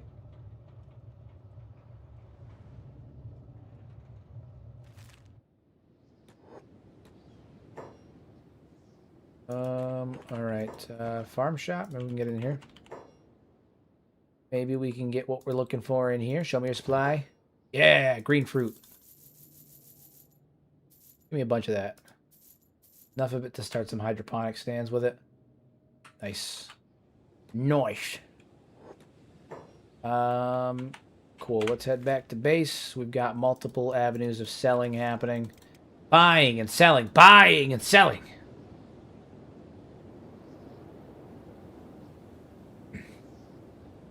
Agnew is the reason cops are called to prom, and the teachers think he's on thinks he's on drugs, but it's really just a depressing story about abuse and undiagnosed mental health. Literally, yeah. Agnew's that kid that gets what is it? Is it CPAP? I think it's CPAP. Gets thrown in CPAP all the time. Every couple of weeks they gotta throw her in CPAP. Throw him in CPAP. Oif.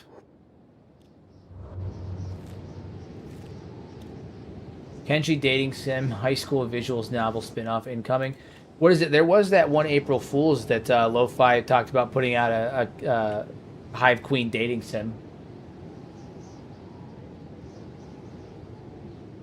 There was that one April Fool's joke that they put out about doing a Kenshi dating sim.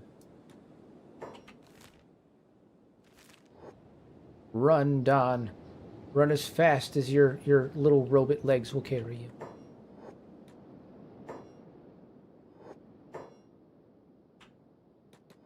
We're going to meet the tax folks outside. We're going to pay our taxes. That's what we're going to do. We're going to pay our taxes. For them outside. Yeah, repair up that wall. Good stuff. Hobbs is the one with the mismatched suit who spikes the bowl of punch. Ken confirmed. Ken confirmed.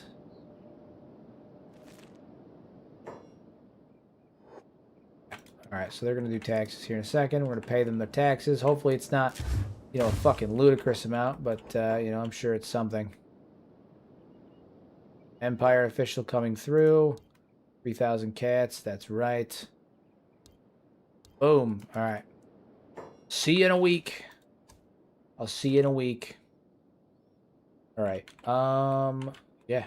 We're killing it. We're making consistent food. We're doing good. We're doing good. How are we doing on hashish? How's that?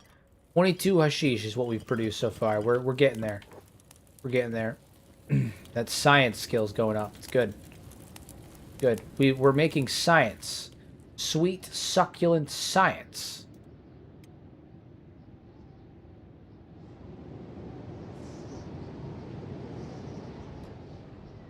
We've got to figure out how to get bread production up. I think I just need more wheat straw. No, we need more water is what it is. I think we're just not producing enough water. Shit. Yeah, we need more water. That's annoying. Those are well 2s. I research well 3s. Are there better wells that I can use? Find out. There are better wells that I can get access to in the immediate. Farming. Maybe. I don't think so. Oh, well 3s. There they are. Yes, we do like that. We do like well 3s. Alright, Don, go ahead and research. Get it done. You. Looter. Yeah, you guys get in there. Alright, so we're researching, you know, better wells. We've also we're really low on power. We need power. We have a ton of cactus. I might end up let's make some stuff to produce some power too. We're gonna drop some generators. Yeah. I think you forever need a corpse burner. That bug is taking forever to rot. Which one? I'm sure he's in there somewhere. Are you talking? Yeah, yeah. Okay, so we need power. We'll make a couple of generators up here.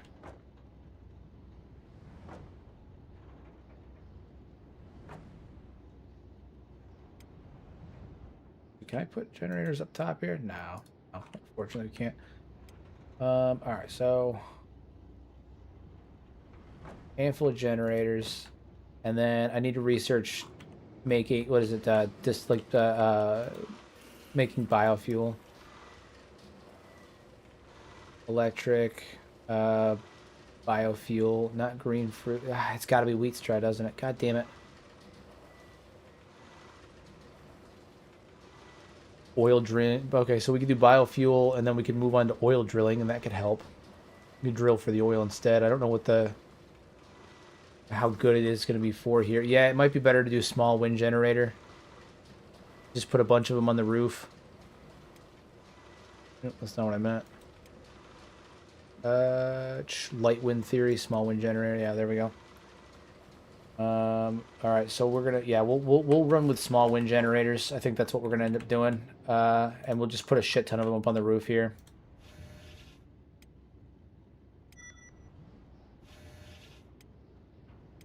Pause on you guys.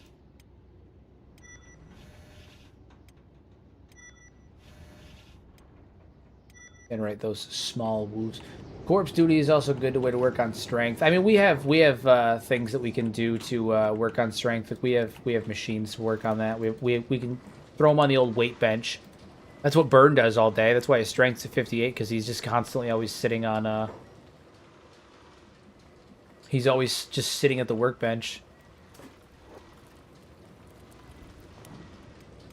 Just making gains. That's what he does. Just making gains.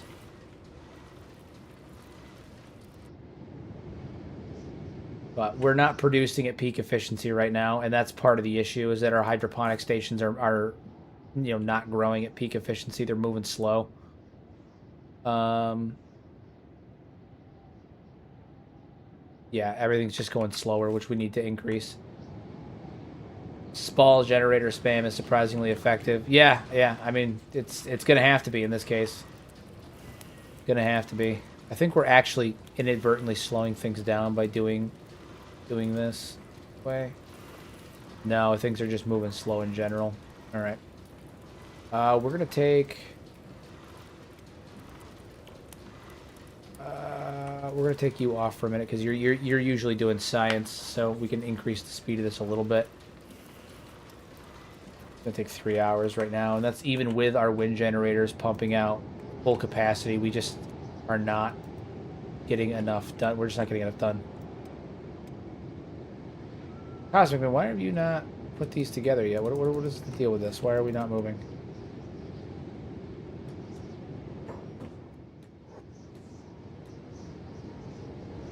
Put this together. Go get some iron plates. Put this boy together.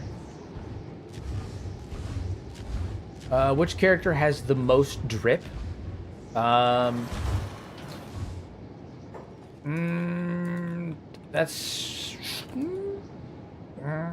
That's tough. That's real tough. Asada's goes hard. It's simple, but it goes hard. It does go hard. Beep's got pretty good drip. That's for sure. I think Tengu's drip is not very good. I don't really like Tengu's.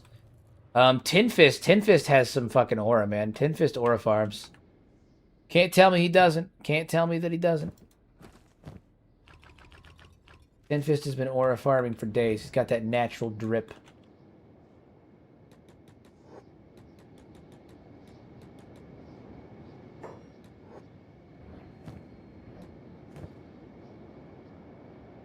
That's all he does. He stands around all day in aura farms. That's all he does. That's like his whole thing. That's his whole vibe. Chad's got pretty sweet, pretty good drip. Chad's pretty drippy these days.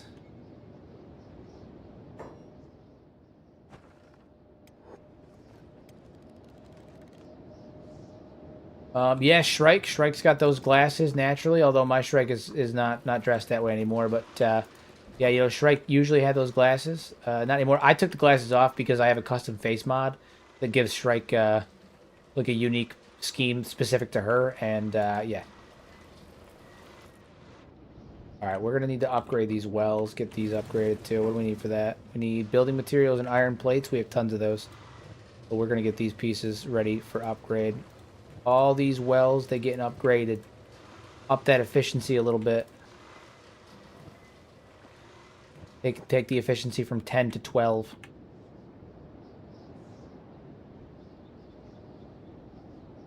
And then we'll get some wind generators up and it'll be good. Tech hunters generally have the most drip. I agree. You can't get past the glass. I mean, look at this. Look at this. Look at this. Look at this mug. Look at this guy. Look at that. You can't get past that. Fire. Absolute fire. He's just cleaning house. That's all he's doing. He's just cleaning house. Oh, you know what else we need to do? We need to throw a couple of these in here.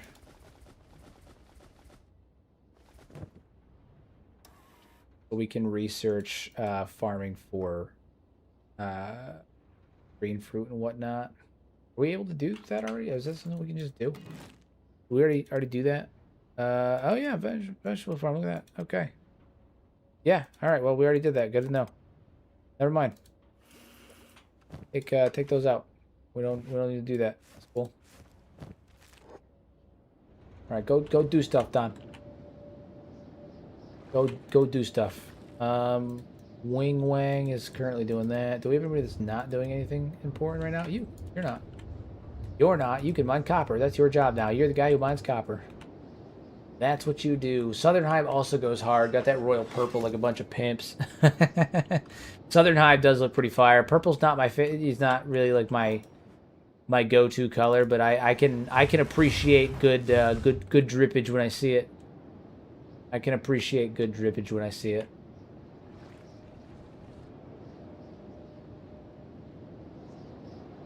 All right, now we're gonna start making a ton of small wind generators up on top of the roof here. Electrical components and iron plates, we have plenty.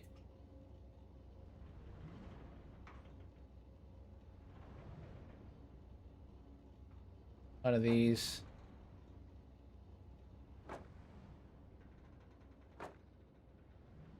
Is it a little cheap? Sure.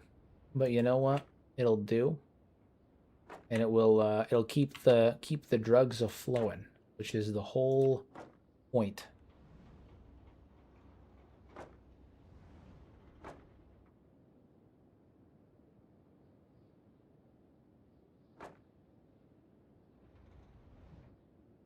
Good. We'll get those built, and then that should help us with our problem. These little things will generate some power for us, and we'll go from there. Be a good time. Be a good time. It's a good time. Production of this is going up well. That's good. We need one more person on hashish. Who else will be producing the hashish? We're going to take Rex off, and we're going to have... Oh, no, Rex is... we only have one hashish machine at the moment, so I guess we're sticking with that for right now. It's fine, though. It's fine. It's fine.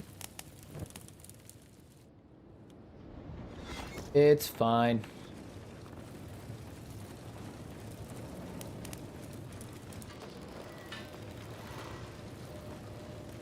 Get these machines built up.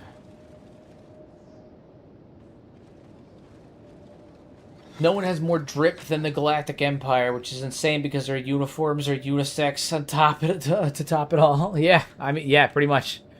Pretty much. I personally thought the clones looked better, but that's fine. I thought the clone troopers looked better. Specifically, I liked Phase 1 clone trooper armor better than Phase 2. I don't know if maybe that's... I don't know if that's just a me thing or not, but I personally thought Phase 1 clone trooper armor looked way cooler.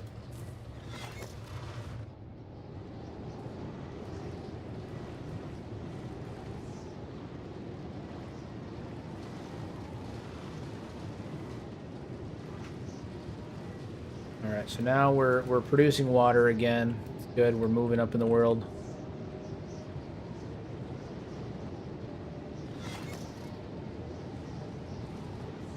Closest to real life starving. Hold on, what is it? Southern Hive goes hard, though. Still got the rope.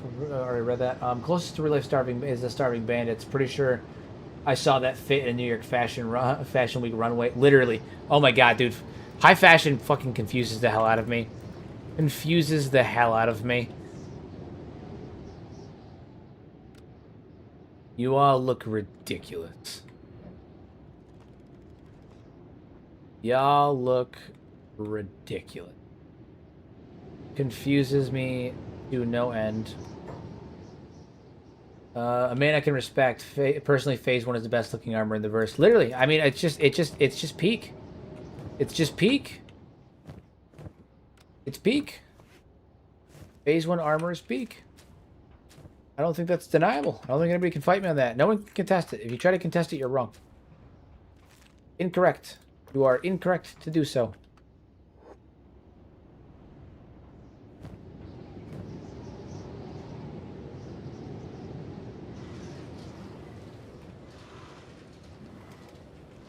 Phase 1 armor just looks really cool. I thought that the changes between Phase 1 and Phase 2 armor, like, it's not that big of a deal. I think the Phase 2 armor looks better. The Phase 1 helmets look way cooler. The Phase 1 helmets look way cooler. They're sleek, they're smooth, they don't have that, like jumbled mouth thing on the bottom. I don't know, it's not... Yeah. Oh, yeah, dude, Scout Trooper armor is also peak, for sure. No, love the helmet. I like the, like... more combat pants rather than like the full armor and like all that stuff, you know. It's good. It's good.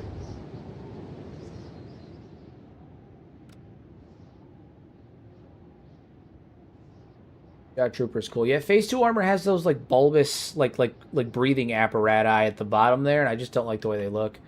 It looks weird. Looks weird. Looks weird.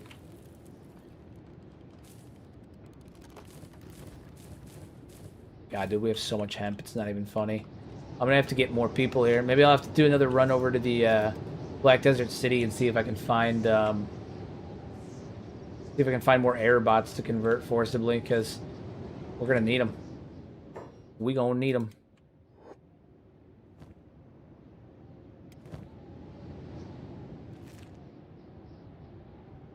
How's Burn doing? Burn, how you doing? Burn. Burn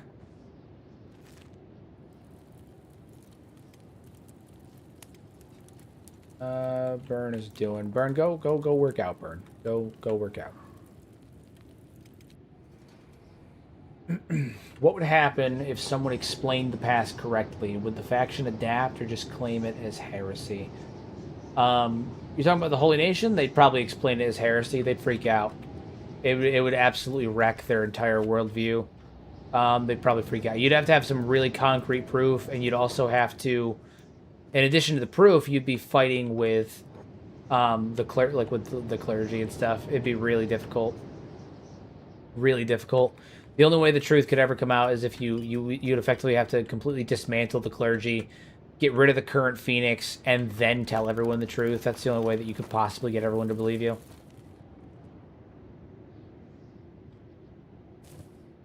I think anything other than that, they would just label it as heresy. Ugh. Explain history straight to the stake. Yeah, pretty much. Pretty much. Holy fire for you. That's what you get. How dare you say things are not what we say they are. You will suffer in fire. My God, dude, we have so many cacti. So many cacti. What are dust witches worth? Not dust witches. What are chew sticks worth? Not much. 172. I suppose more people would be able to buy them. Interesting. Have we completed any of these up here? We've completed one, and it's doing a nice, good, decent power output. All right, so we're working on it. It's getting there. Things are getting there.